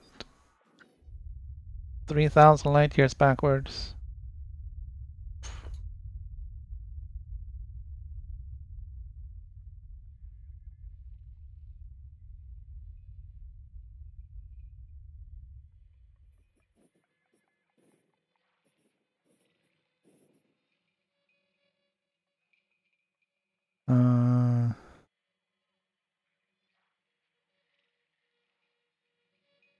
Difficult to figure out exactly what to look for here, because it's all right, let's do this.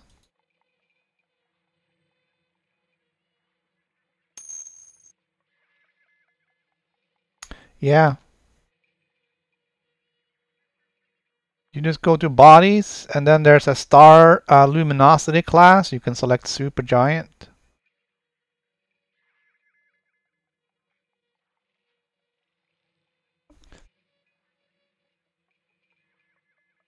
And then, for instance, this one, it makes probably more sense to actually look for stuff that is around Sagittarius A, because no matter what, that's where we're going, right? That's a red supergiant.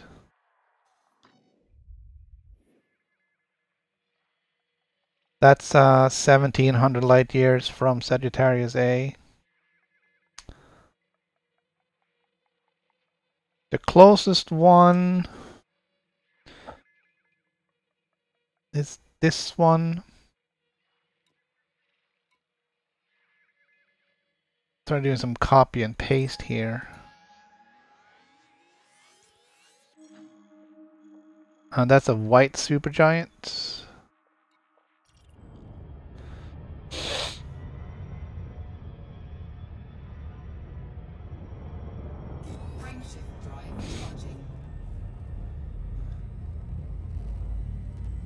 We got some blue ones. This is pretty cool stuff.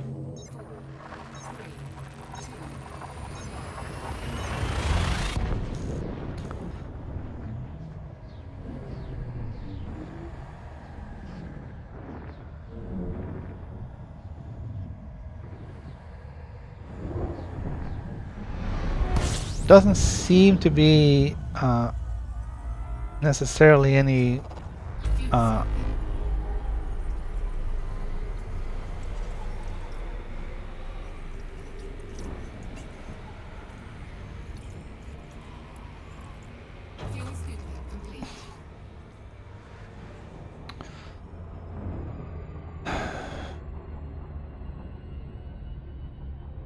the only thing I can say is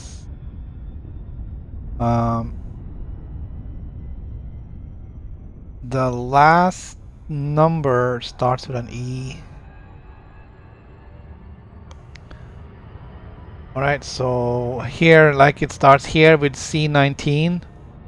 If it starts with an E, it seems to be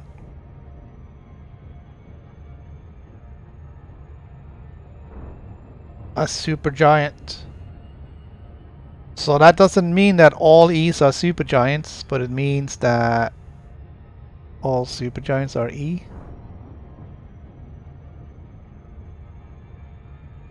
What is that?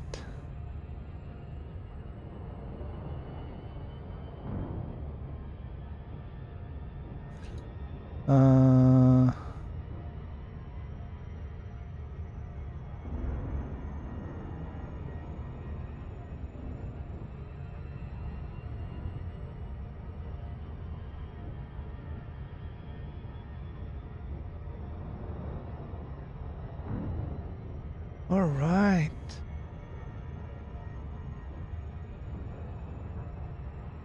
Cool stuff.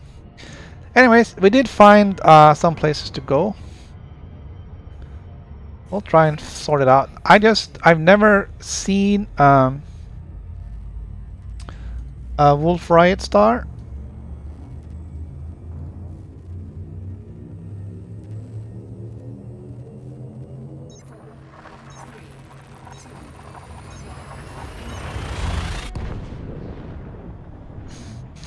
And unfortunately, all the carbon stars are really, really far away.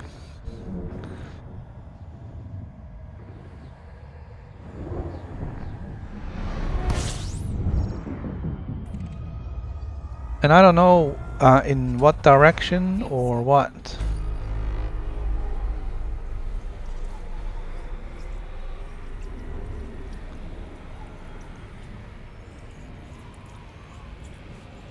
Fuel scooping complete.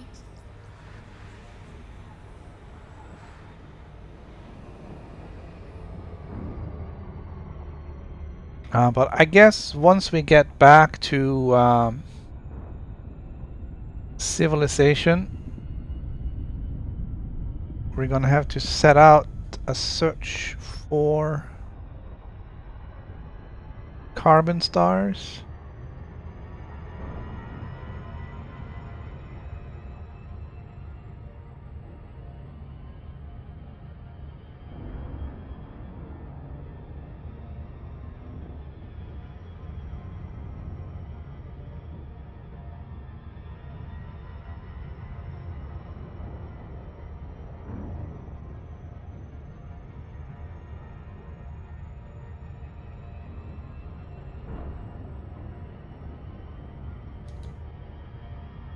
Because that is also, I believe, something I haven't found.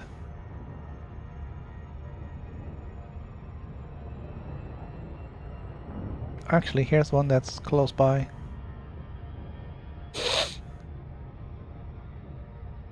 And by close by, I mean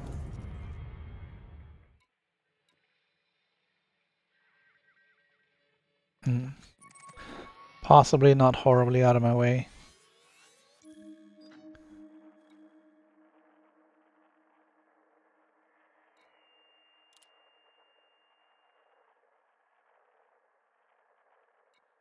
Alright. So we're gonna have to remember to delete the bookmarks as we go there. Drive charging.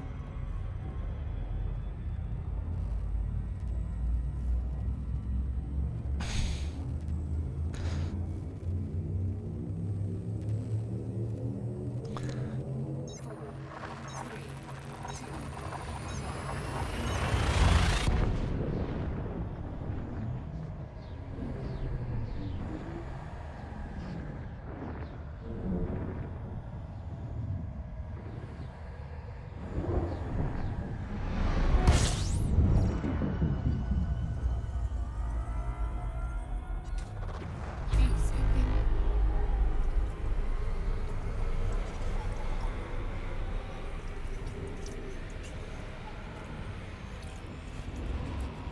Fuel scooping complete.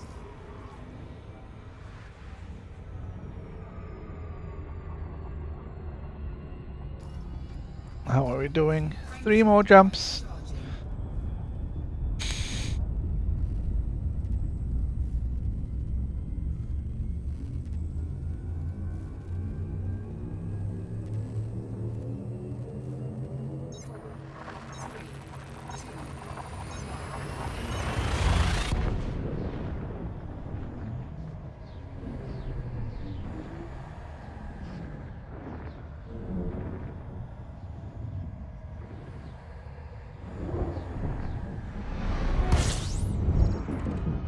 All right.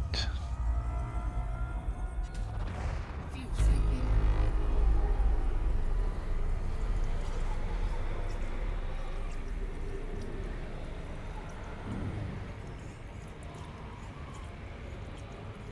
Fuel scooping complete. I'm just gonna make sure we fuel up here now. There's no fueling at the Great Annihilator. Ship drive charging.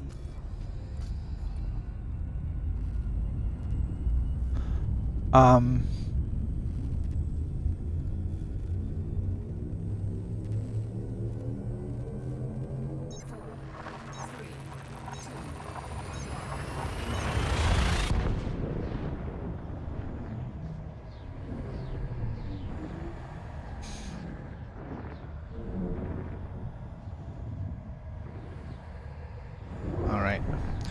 Um,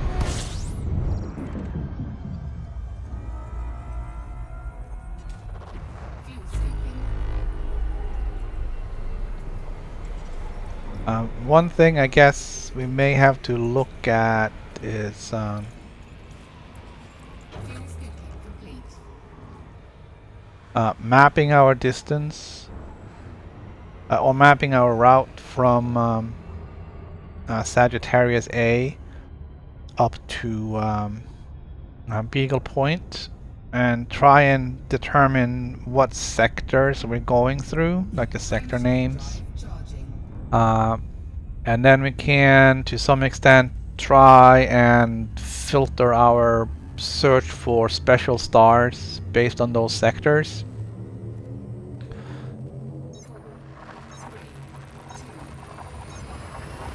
We can then search for special stars we're looking for around Sagittarius, and then just oh,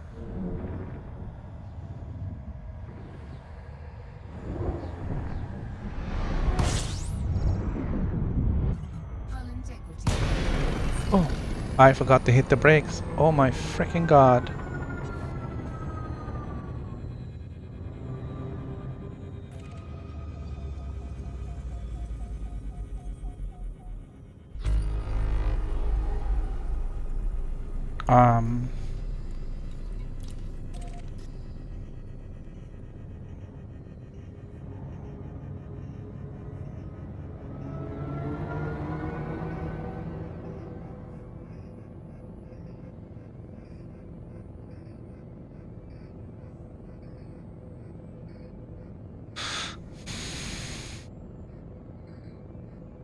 So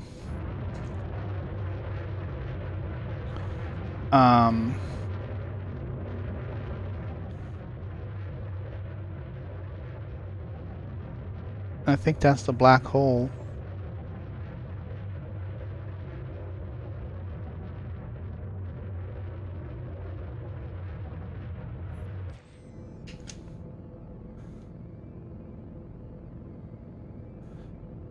Okay, this could get hot. Opening contacts panel. That is not what I said, but that's okay. 4, 3, 2, 1. Engage. Temperature critical.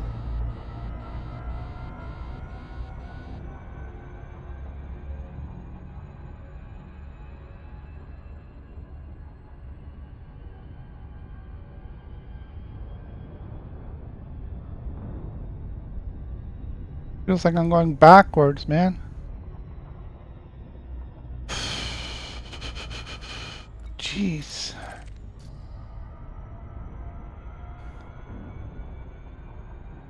All right. So, yeah, pro tip. Don't be distracted when you're jumping into a system with a black hole. Distracted driving kills, but people don't do it.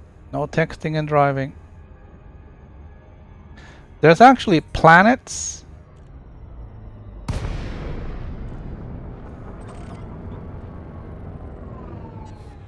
And there's other ships.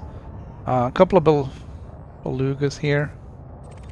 We're gonna scan the beacon.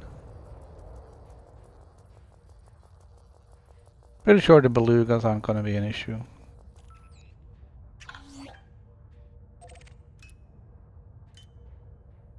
Okay. I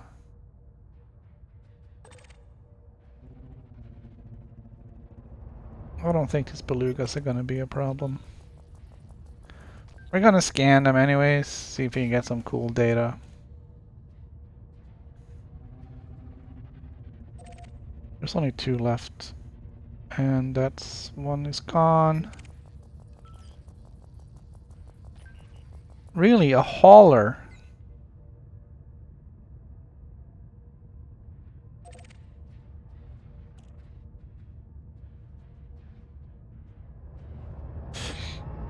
Alright, since we're stopped,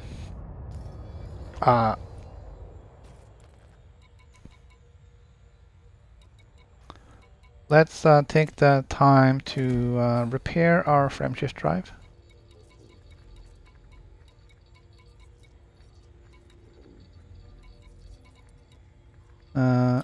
And canopy.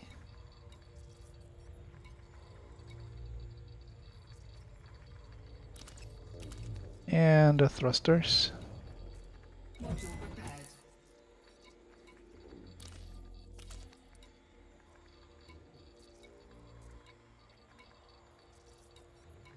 repaired. Everything else is good. Thrusters online. Module repaired. Frameshift drive is back online.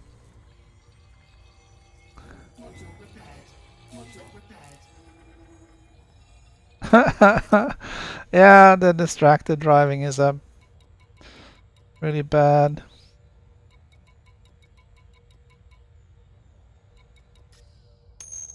Alright, everything else is good. Yeah, but did the fine go away when you died?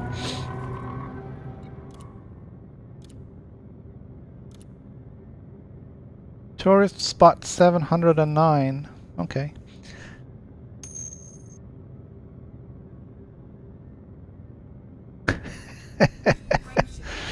uh 4, 3, 2, 1. Engage. Alright.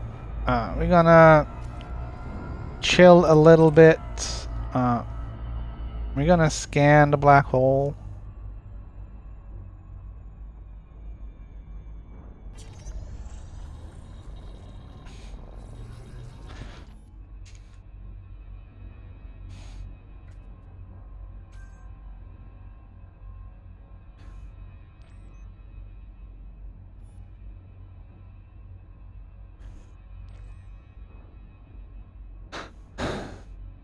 Take a picture. Picture taken.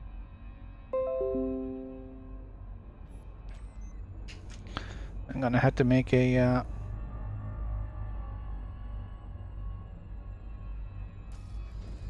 I'm gonna have to make a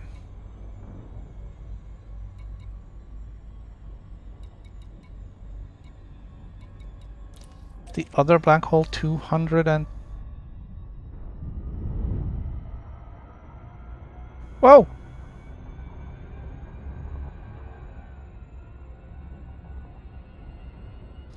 It's a little freaky around here.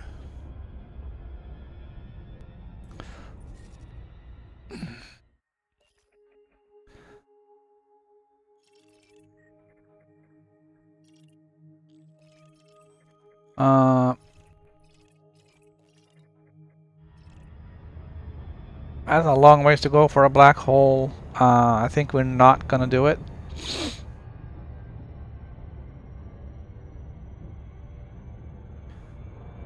Simply because it's gonna take forever to get there.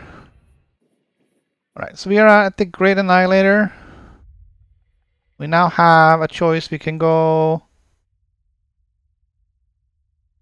out that way. Hold on.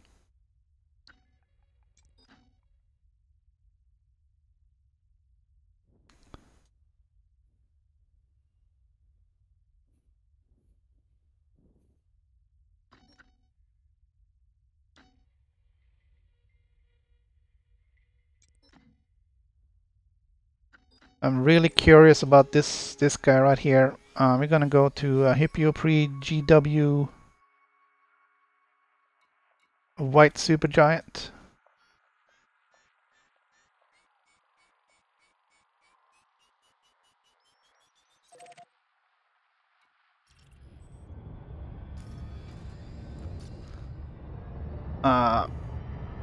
I had to be honest, I don't think we're gonna get there in half an hour. Although it is 28 jumps, theoretically we can do it.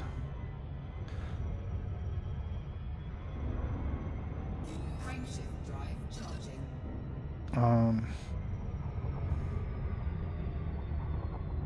Right, I'm gonna have to take just a short break. I'll be back in just a quick minute.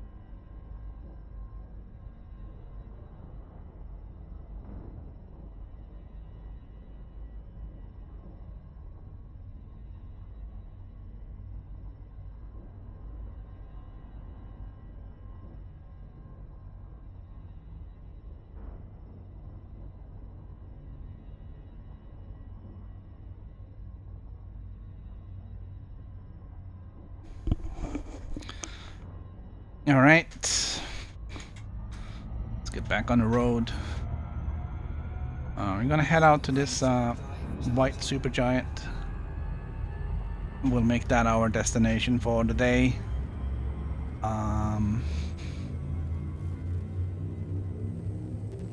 It is a little bit out of our way, but then again, it's like, are we really gonna be coming this way anytime soon? And the answer is gonna be no.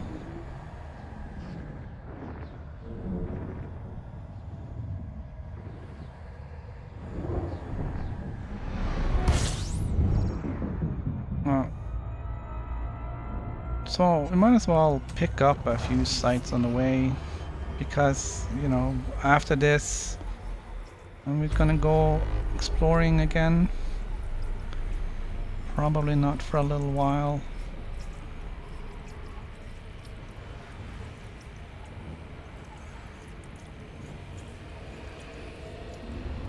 Just gonna fuel up here after.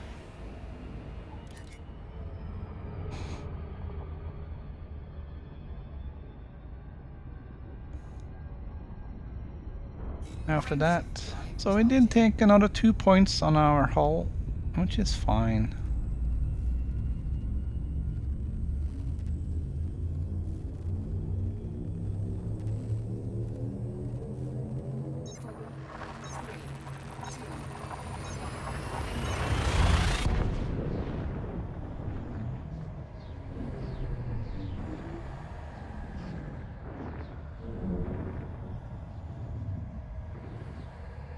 Yeah, I had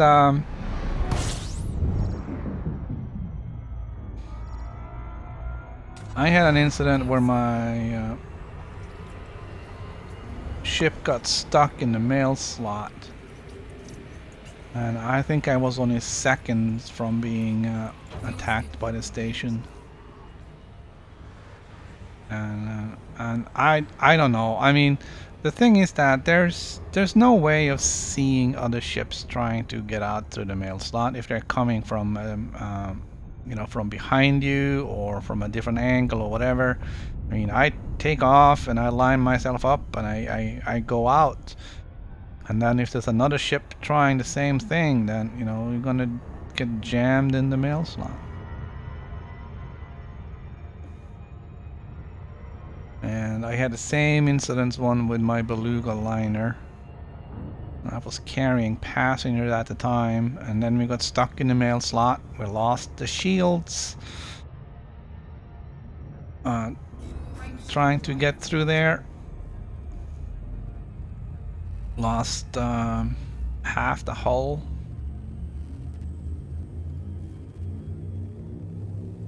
And the passenger got very upset. They wanted to get off right away. I said, screw you, I'm taking you to your destination. Whether I get paid or not. And I did not get paid.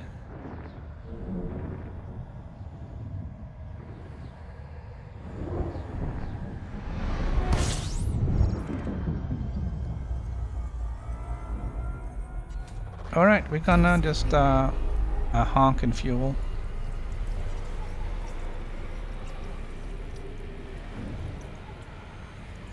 Damn it, Jim. Fuel scooping complete. Damn it, Jim. It's not picking that up. That is so annoying. Damn it, I Jim. only use it for medicinal purposes. There we go. I think I need a different keyword for that. Oh, here we go. Neutron star.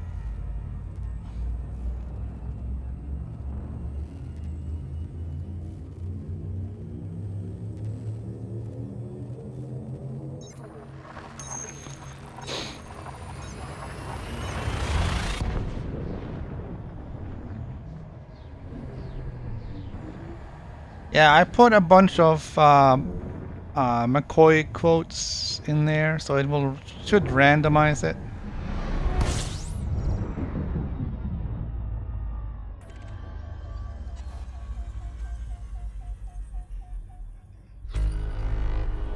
Select target ahead.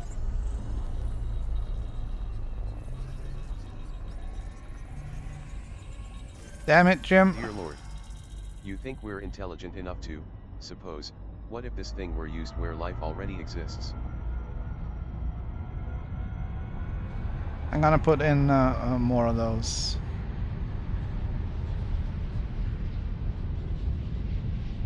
For entertainment purposes. Warning. Ranging drive operating beyond safety limits. Damn it.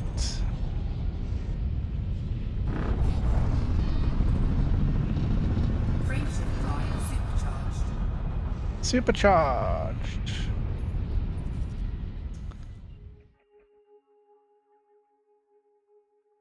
Okay, Nordum Whistle Click has discovered this one. He didn't bother with this one though. How far away is that? It's too far.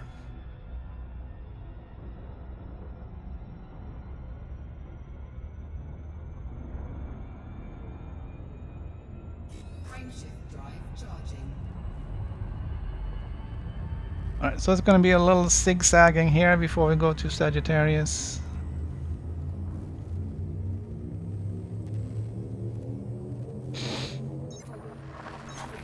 Alexa, stop.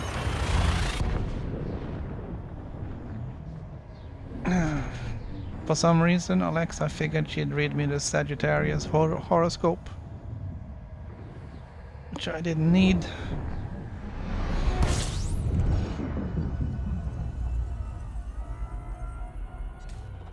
Fuel scooping.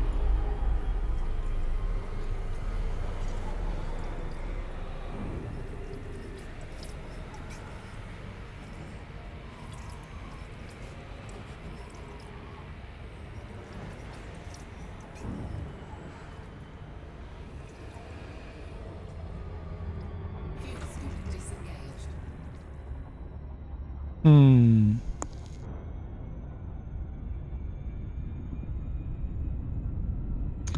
I'm wondering.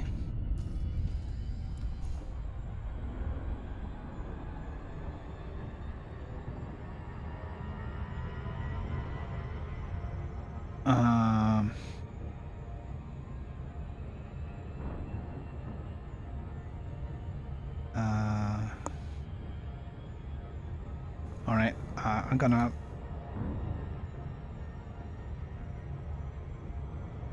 change things up a little bit, so maybe I can. Ooh, what's a hypergiant? Let's look for that.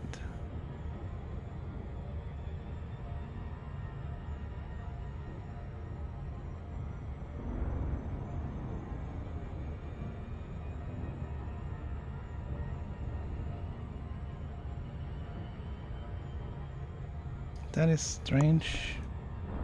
Not necessarily strange, no.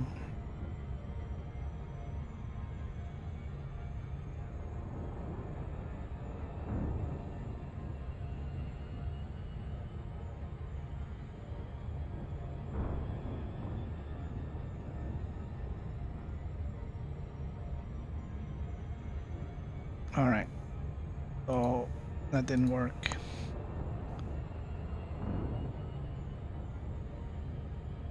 So what I want to do is I want to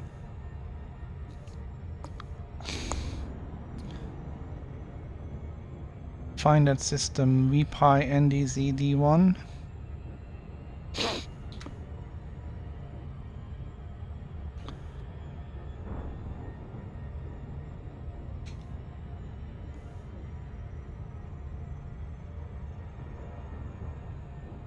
Nine 180.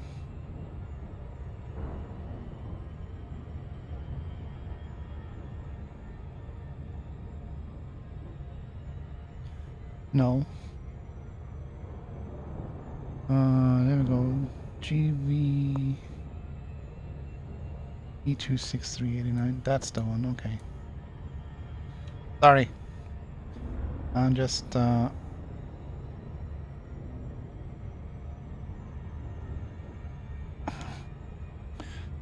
that's not what I wanted. I wanted Wolf Riot stars. And I wanted to be near that supergiant I'm going to. So let's use that as a reference.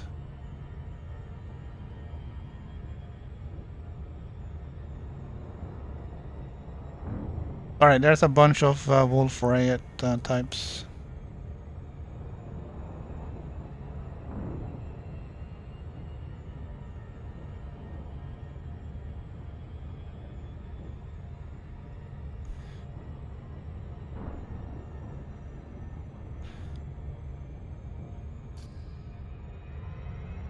Frameshift drive charging.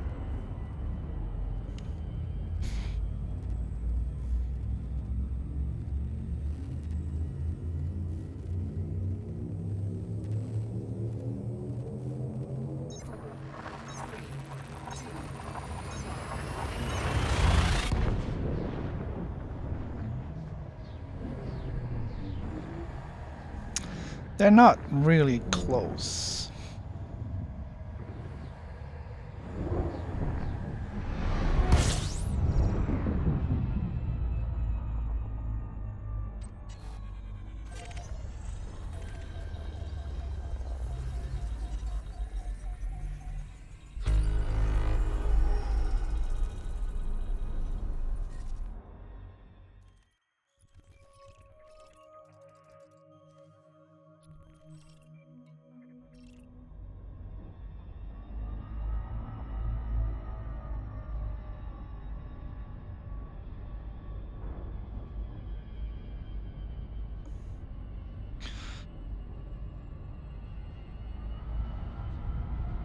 They're not really very close, so Warning, frameshift drive operating beyond safety limits. Frameshift drive supercharged. it's gonna take a little time to sort out. Frameshift drive charging.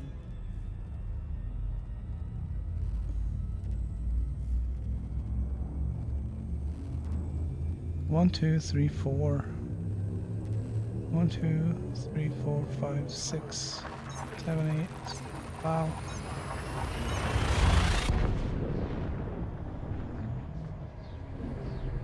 So it's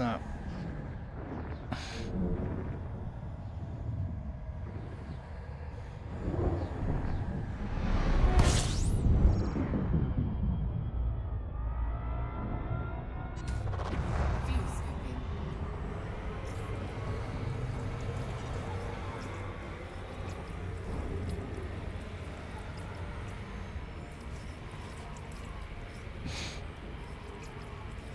all right. We're gonna fuel up.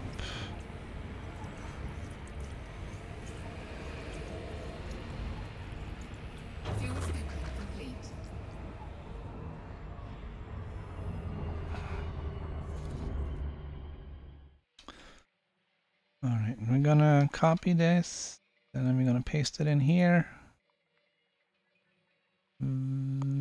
Paste. I'm gonna see where it is in relation to where we're going and which way we're heading. Oh, that seems to be way out of our way. Alright, let's pick the next one. Again, it's sector names here, so...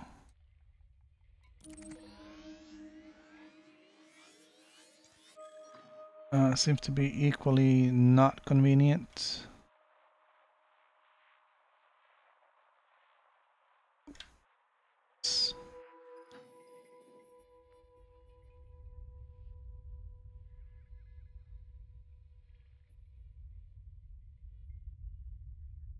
Yeah. So it doesn't look like we're gonna really have much more luck because everything else is in the same sector, like this sector and that other sector. There might be some... where's Chumi?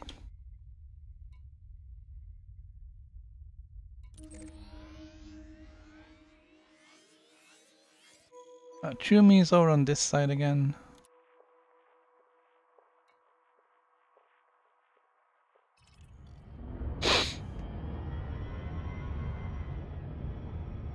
Frameshift drive charging.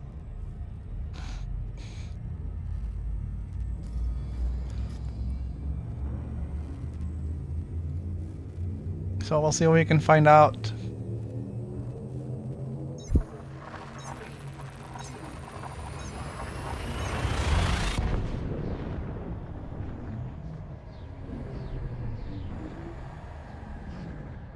There was another sector that I didn't look at.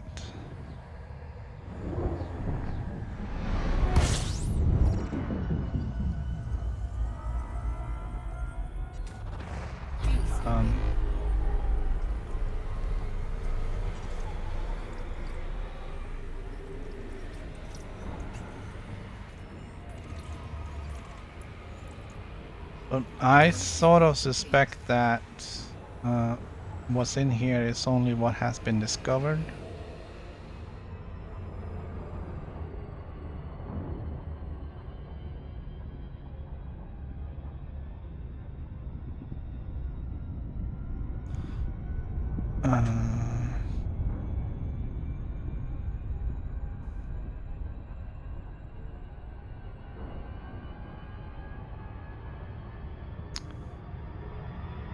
Can I search for a star? Yeah, I can. Paste.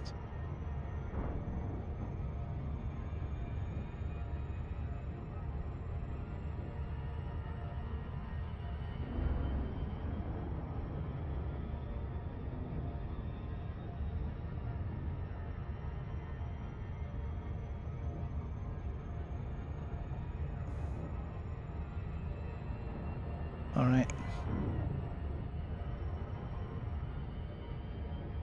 Frameshift drive charging. So yeah, I think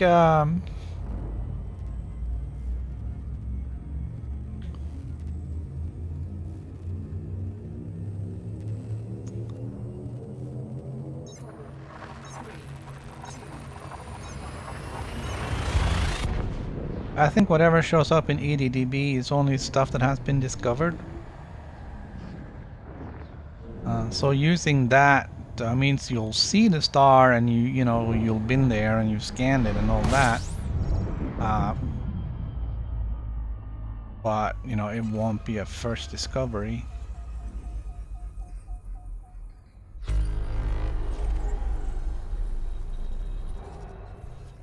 Not that that is necessarily a must, but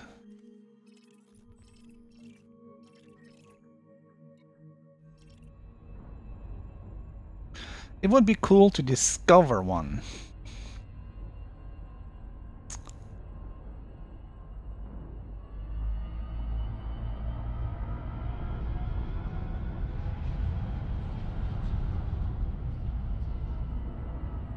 You know what I'm saying? Just not just find one, but discover one. Frameshift drive operating beyond safety limits. Oh, come on, that was good enough. Supercharged. That was like half a second away.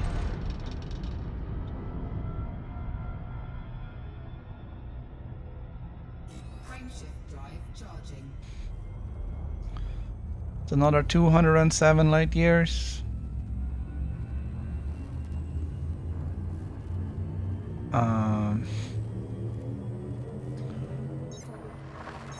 I can't do that math, that is too difficult.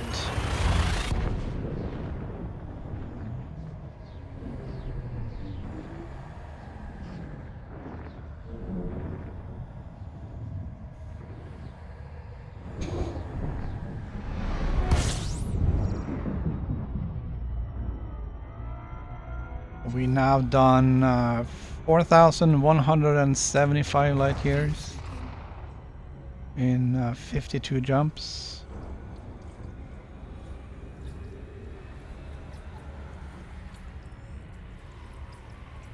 I can't do that math in my head. If I double it, that's 8,000. Complete.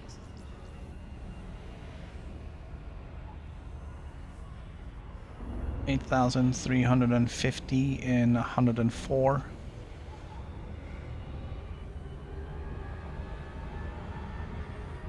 So that's 80 light years per jump. Frameshift drive. Approximately, on average.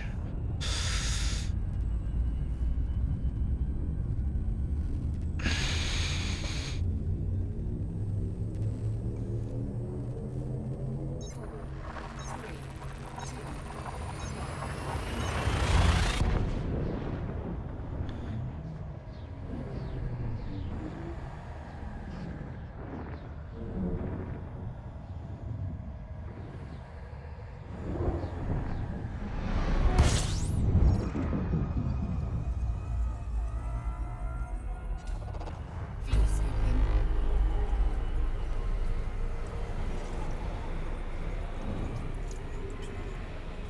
We're not going to be doing any planetary discoveries for the rest of this session. Unless there's like a big fat Earth-like planet like that one.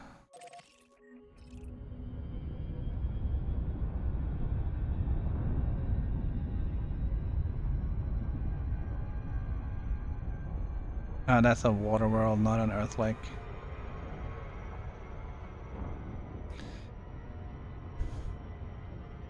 We're probably gonna go a little bit longer than the scheduled 3 hours. I want to get to that supergiant.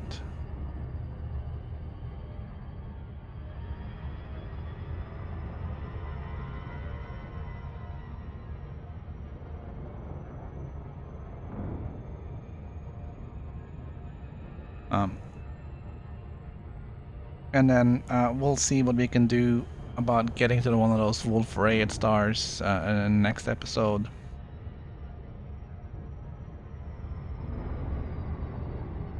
We'll probably spend a little bit of time, probably off stream, trying to figure out some waypoints between Sagittarius and Beagle Point.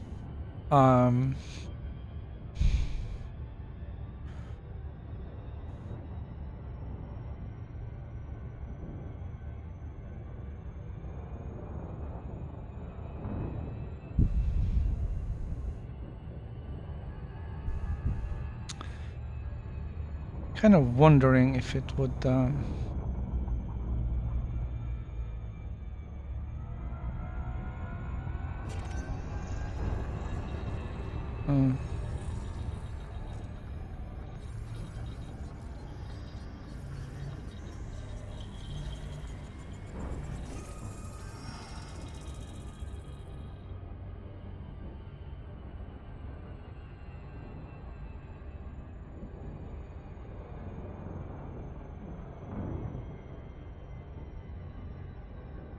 it was a water world, and I didn't see if it was terraforming candidate or not.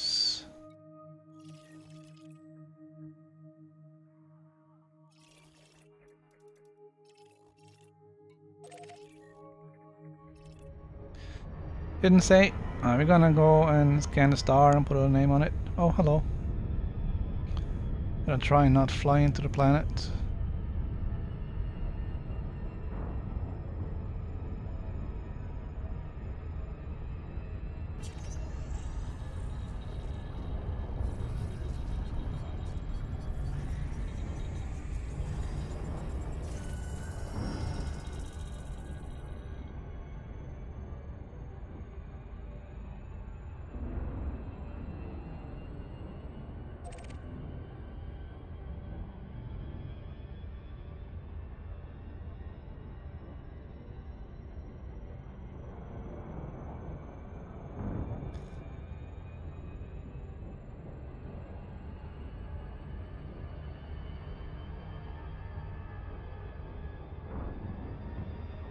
Right, I'm just trying to think of a way of finding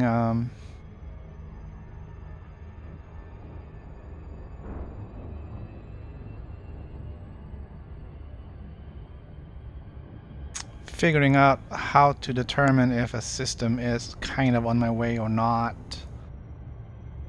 which means I may have to actually do math.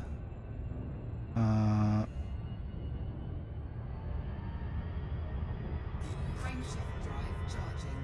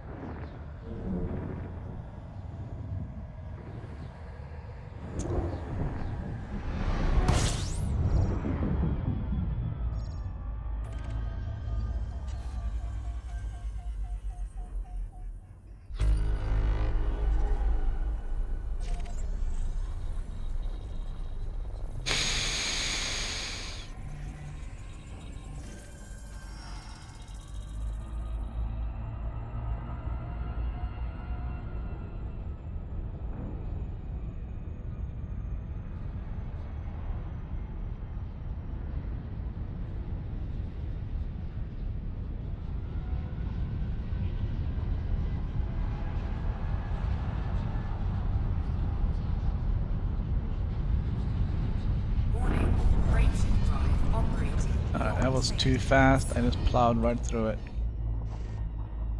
That was bad. Where is it? Come back.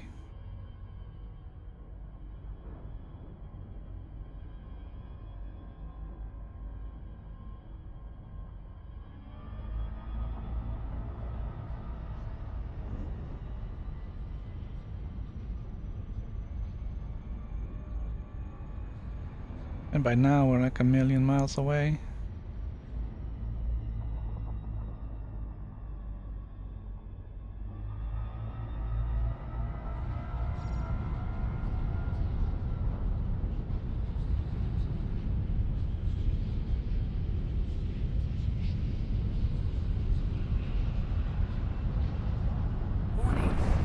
There we go. Operating beyond safety limits. Frameshift drive supercharged.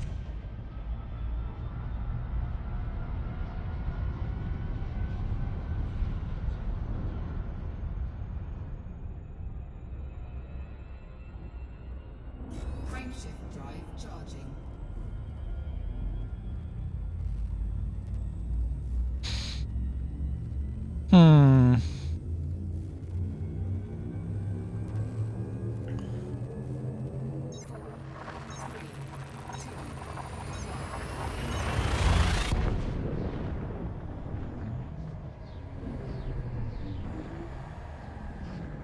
I think that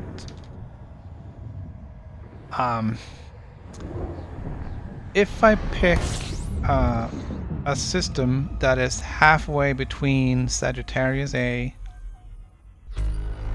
and Beagle Point and use that as a reference, and then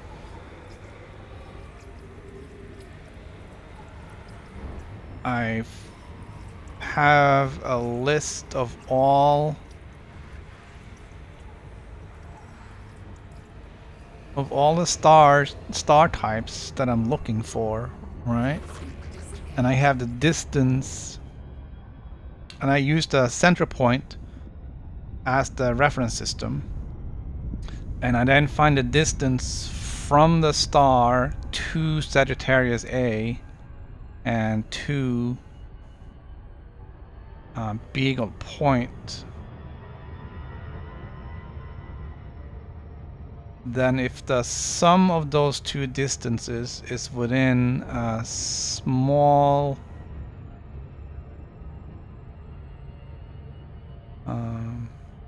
range of the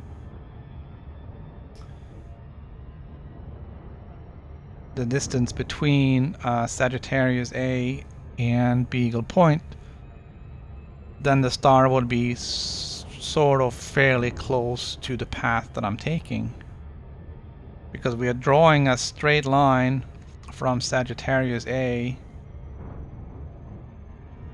to Beagle Point, so that would be sort of the straight line. And if the sum of the distance between the star and Beagle Point and the star and Sagittarius A is within a small percentage, then it should be close to my path. I think that's how we're gonna have to do it. Frameshift drive charging.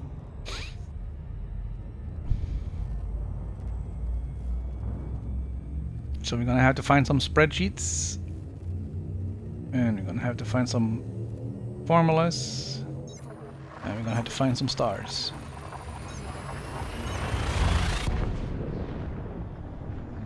Was that too much math for people?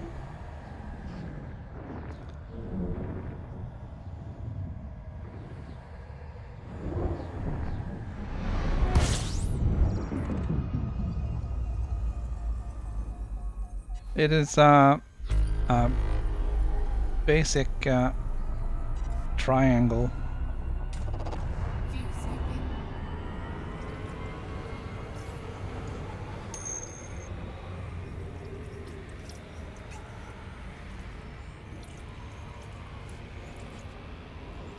View sweeping complete.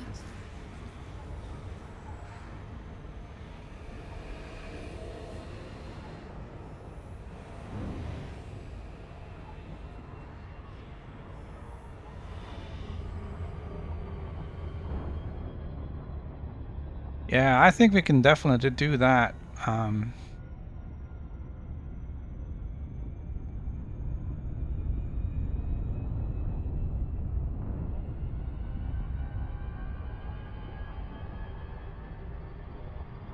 That's gonna be interesting. I don't think I'm gonna be doing the math and stuff on stream, but I'm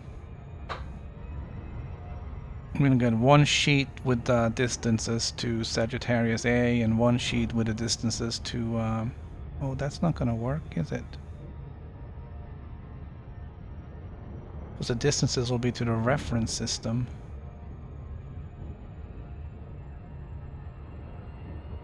Yeah, that's gonna work. We just need 3 sheets. One from the center point, one from Sagittarius A, and one from Beagle Point.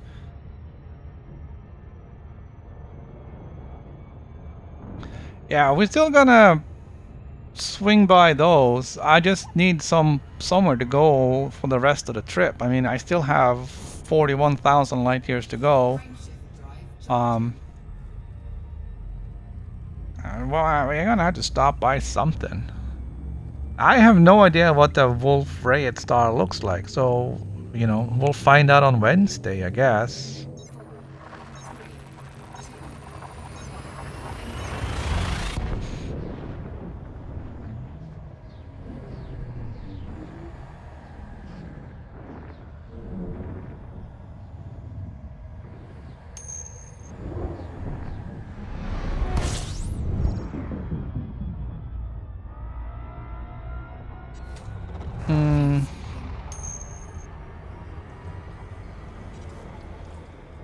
No, but that is probably not a bad idea.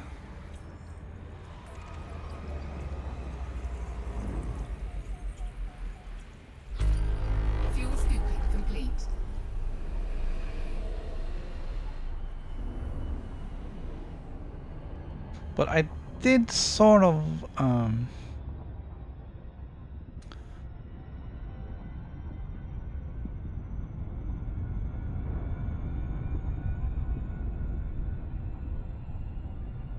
right, so here's the problem. Well, it's not a huge problem, but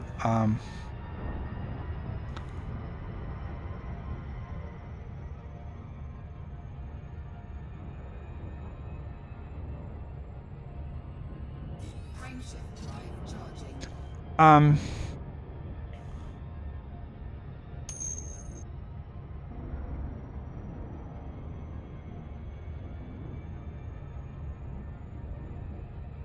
yeah, I can never figure out how to use the 3D map in ED Discovery. I'm just thinking maybe we are just making this way too complicated. Alright, so here's the thing. So here's Sagittarius. Alright. So let's see. No, that's the wrong one. So there's Beagle Point. Alright, so if we now move in that direction, that's gonna be... Alright. So if you go here, okay? So here's... this is a sector name, okay? Stume. Alright, we can go up to the next one. Here we go. Stume, still Stume. Alright. Where are we? Alright. Alright.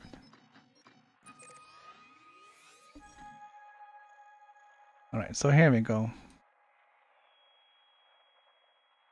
What I basically could do is just do Stume and then do AAA H. Alright. If there are any, it should find it.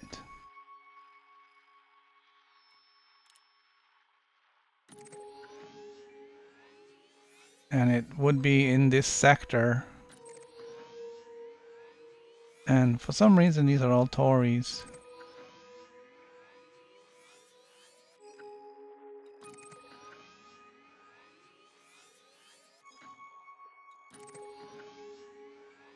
Okay.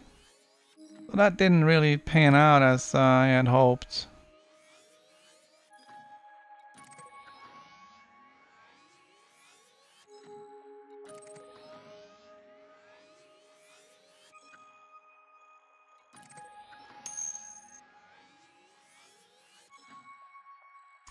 Good afternoon, Commander Binary.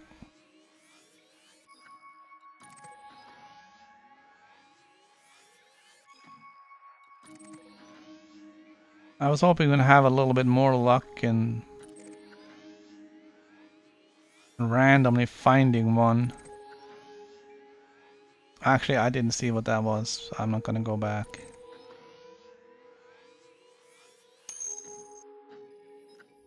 But all of those should be... Alright. So for some reason that is kind of way out there. Alright. Well, I mean, we're trying to figure out a way of locating cool stars. Drive charging.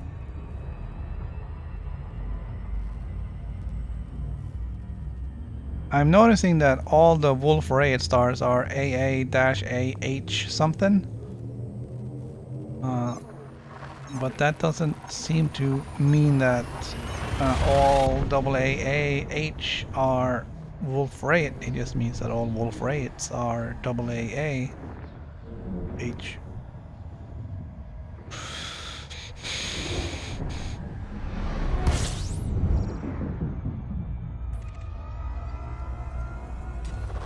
Fuel saving.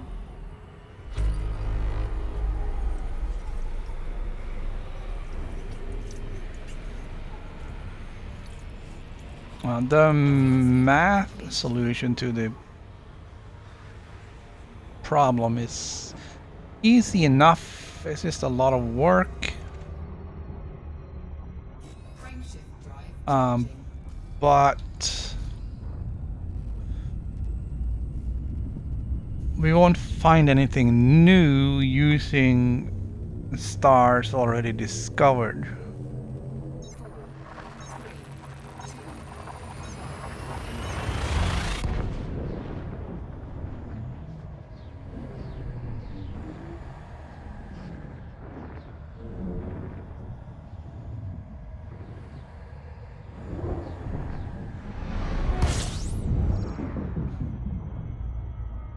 Well, there's another star hiding behind this one. Gotta be a little careful we don't get caught in a...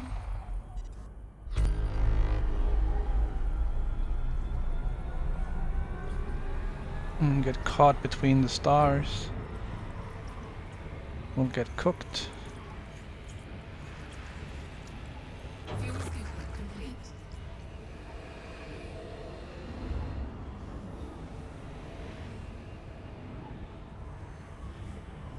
Yeah, we're fine. Right now we're heading for a white supergiant. Frameshift drive charging. We're zigging and sagging a little bit up to Sagittarius A.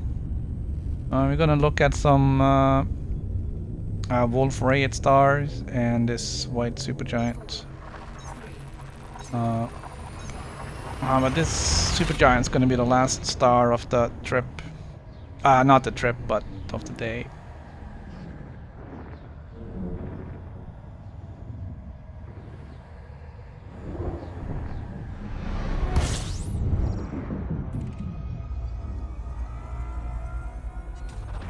Fuel scooping.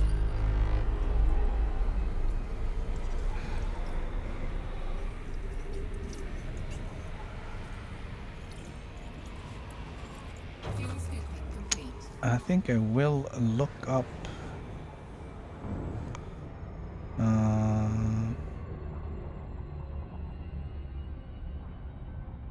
TW3302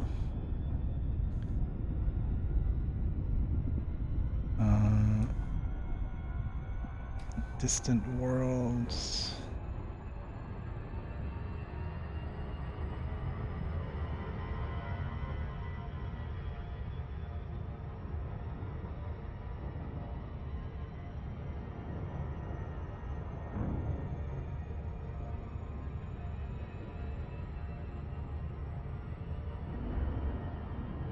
That's interesting. It's not here.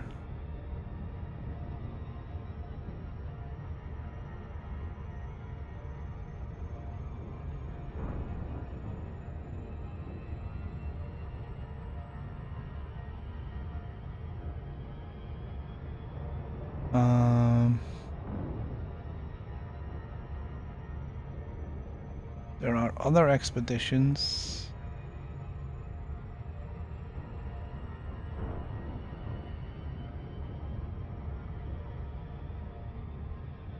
It doesn't say what this stuff is.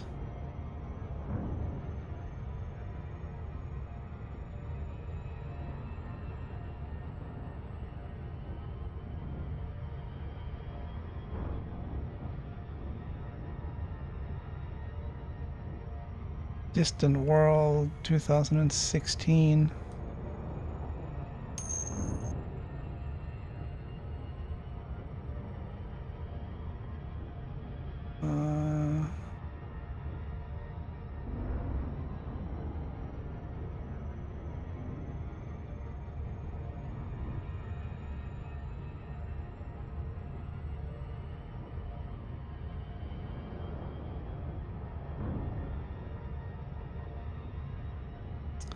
It doesn't say anything about what these are.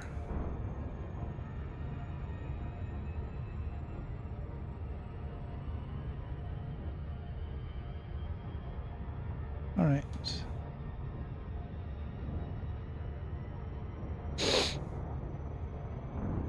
It won't let you post a link. Both YouTube and Nightbot's gonna have a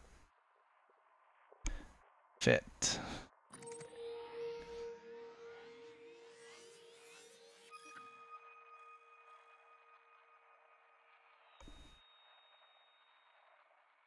E57481. All right, it says black hole. A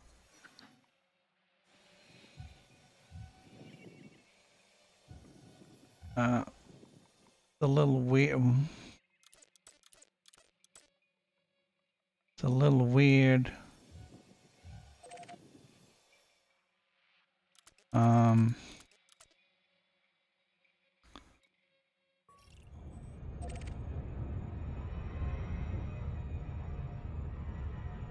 Frameshift drive charging. But it might be, yeah,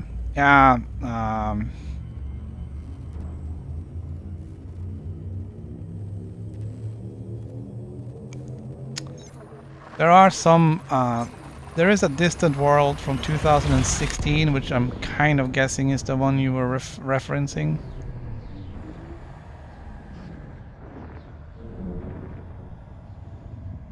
Distant World Expedition, yeah, 3302, yeah, that's the one.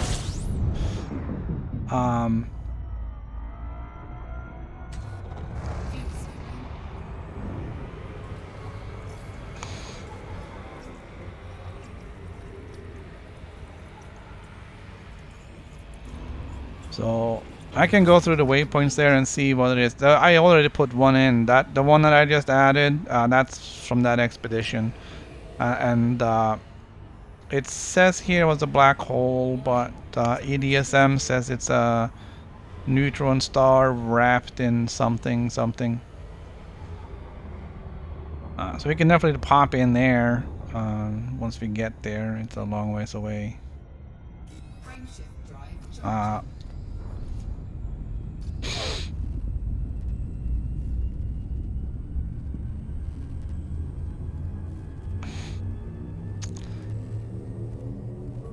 I think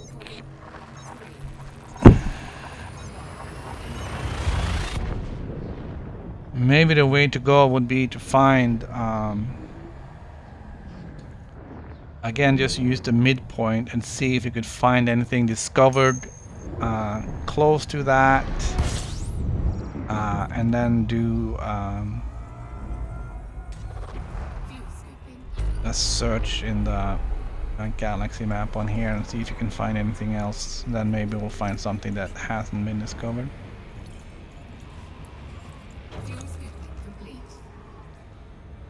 Welcome, Woogie. We're on our way to a white supergiant.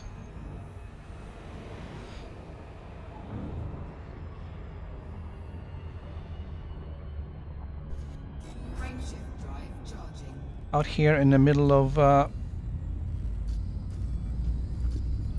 nowhere. We're zigging and sagging a little bit towards Sagittarius A.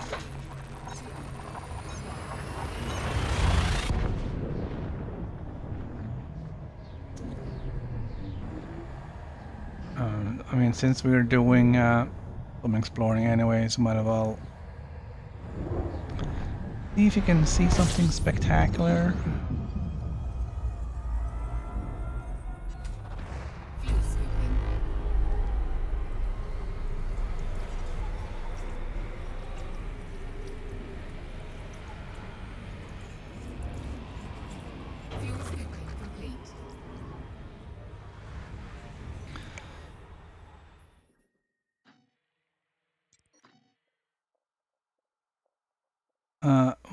Yeah, it's a class F. Alright, so we're gonna have a...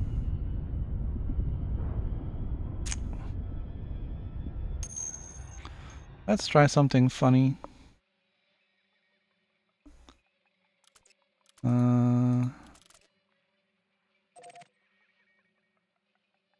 Alright,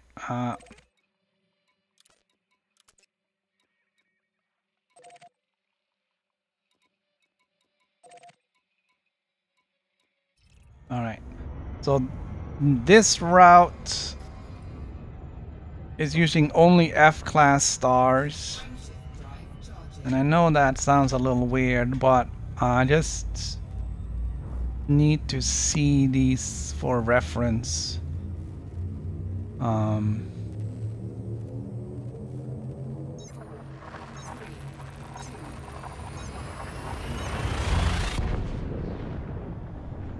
So I'm gonna hit the brakes, and we're gonna look at some of these stars. Just so we have some sort of visual reference.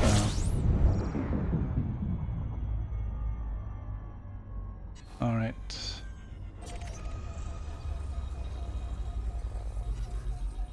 So we are 5.5 light seconds away from this star, and it takes up our full screen.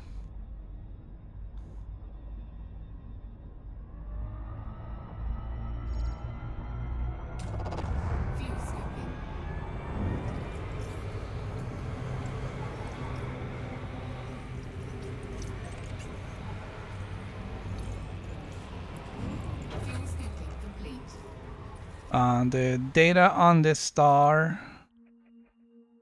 is solar mass is 1.3, solar radius 1.2.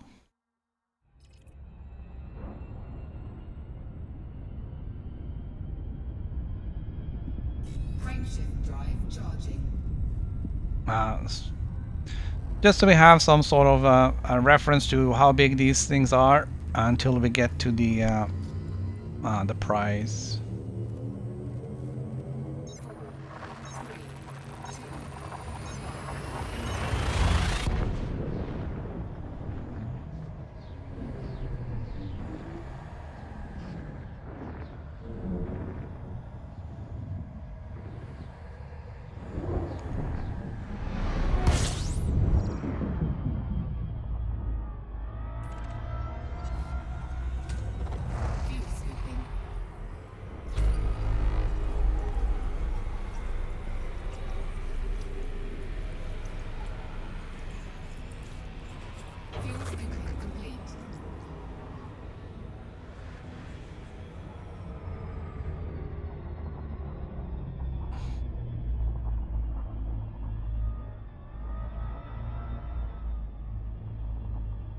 Alright, we're gonna have to have a look at this one.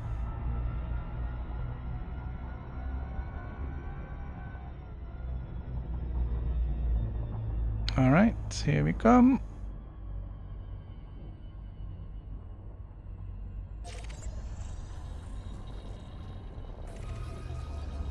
So we're 5.4 light seconds away.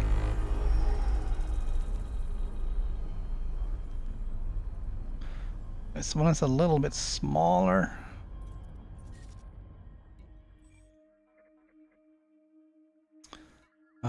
This one is about the same size as our sun, 1.0 and 1.1. Alright, have a good night.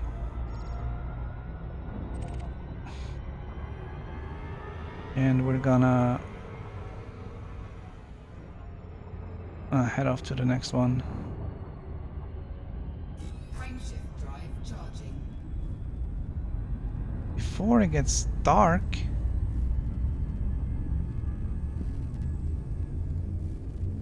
Yeah, okay.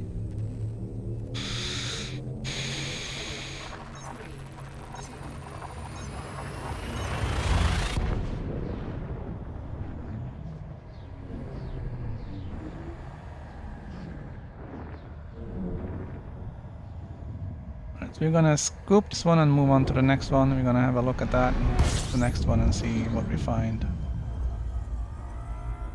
I don't want to stop at each and every one. We're never gonna get there.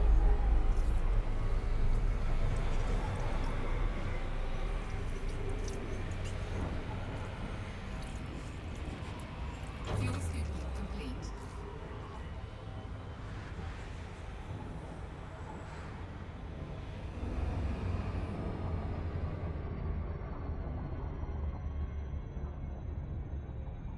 Frameshift drive charging.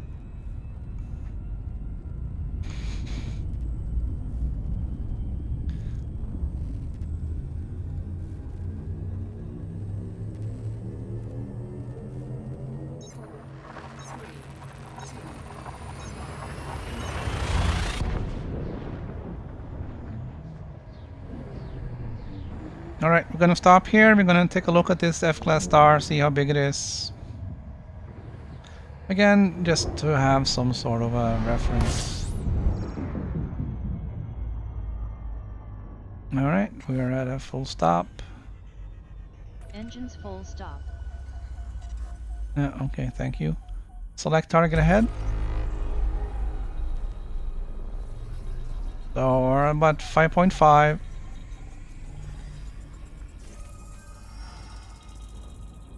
Star just fills out to the outer ring on our HUD.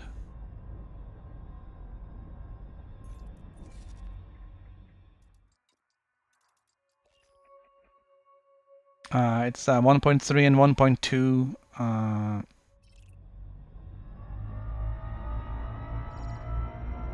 So it's just a little bit bigger than our sun.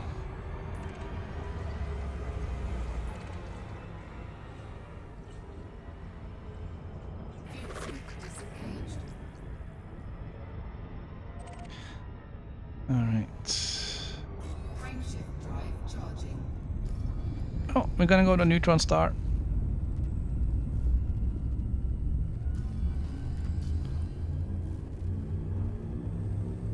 That's alright.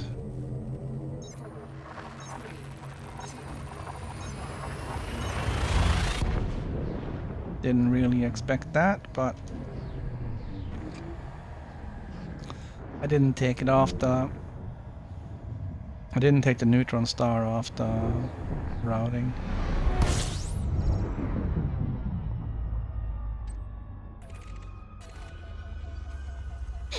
Select target ahead.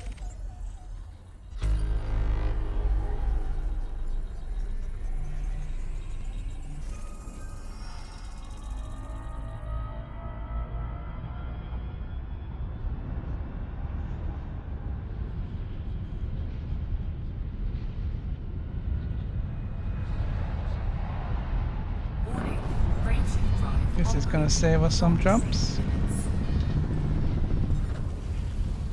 Oh, are you kidding me with that not being enough?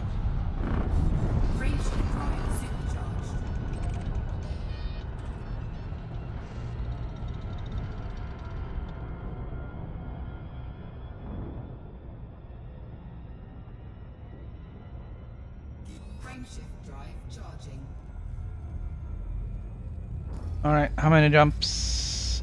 2 jumps. Alright, so we're gonna scoop some fuel off of this one. We're gonna stop and check its size.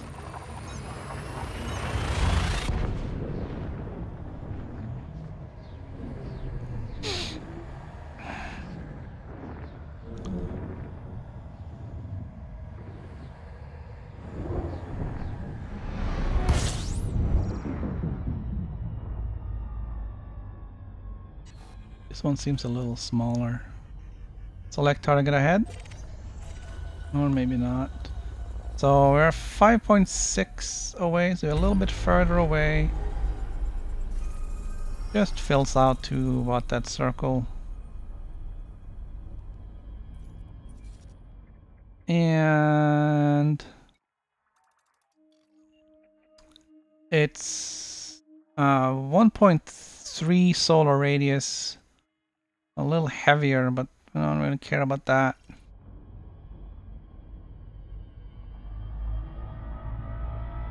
Alright, so this is going to be the white supergiant.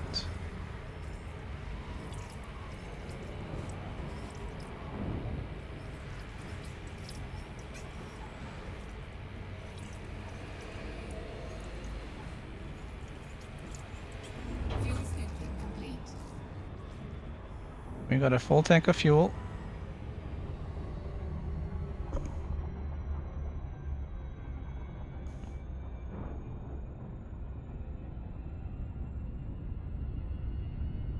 Alright, here we go. White supergiant.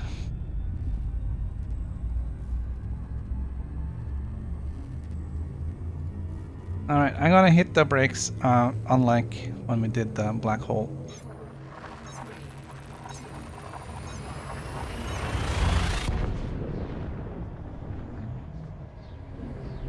and then we'll see what happens. It could of course be some sort of weird star where we end up a million miles away anyways. Alright, so right now it doesn't really look any different.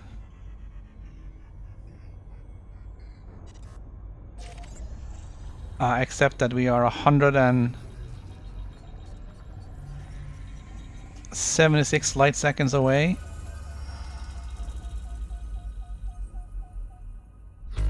Versus 5 light seconds on all the others.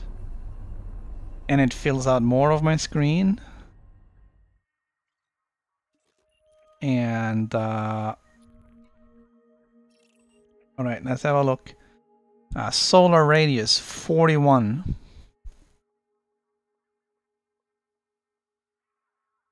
Alright, so this is 41 times bigger than our sun. It's only 2.6 times denser though.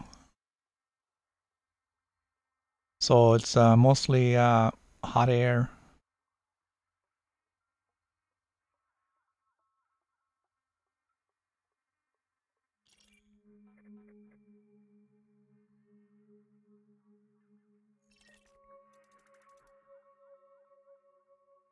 That's interesting. There's no name on this. So this one hasn't been discovered.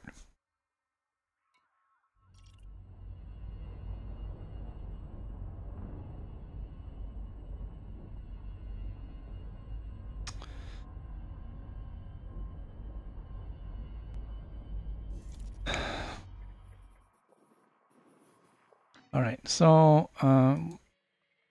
what we are gonna do is we're gonna turn everything back on. Not the M's. We're gonna delete that bookmark.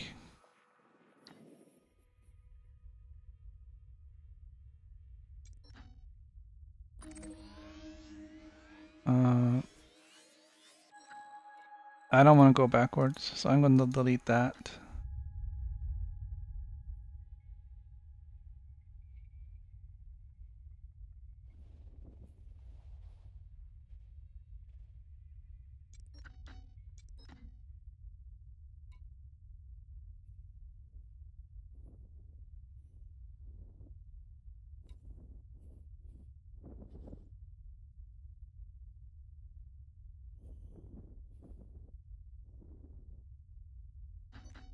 I kind of like the looks of that one because it's close to this one, it looks like.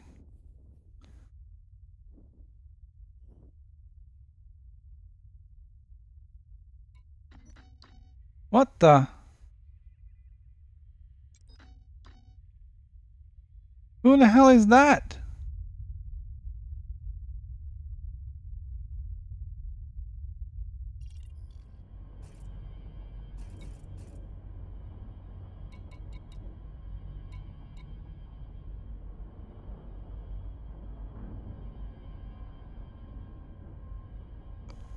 Are you kidding me?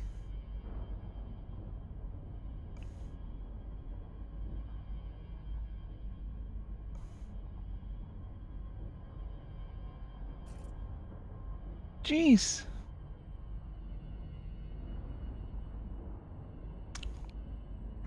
All right. Anyways,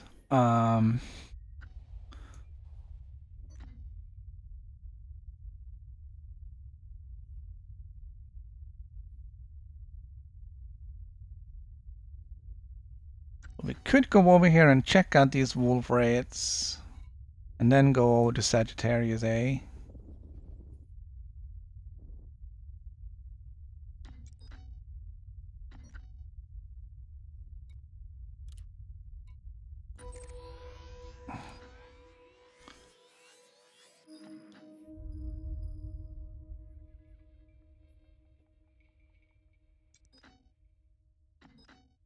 I think I'm gonna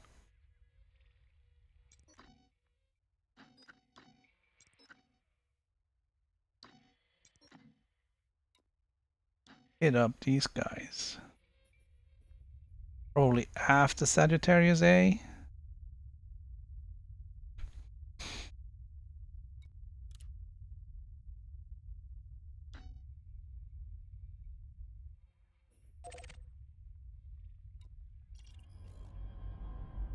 Alright, this is gonna have to be for next episode though. There's 21 jumps to Sagittarius A. We'll definitely get there next time around. I just been going for like 3.5 hours right now, so I'm a little tired. I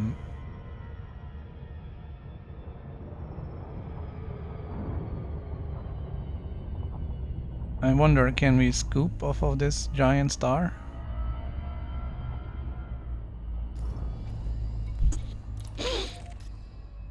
Because I want some fuel.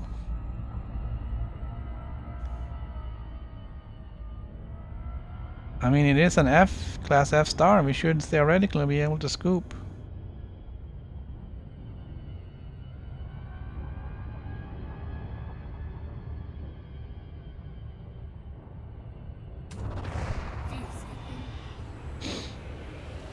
Yes, we are.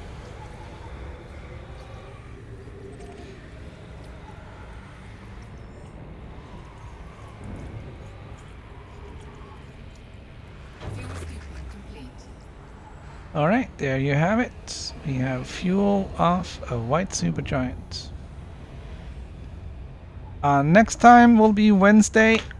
We'll be jumping to Sagittarius A. We'll be visiting a couple of Wolf Rayet stars.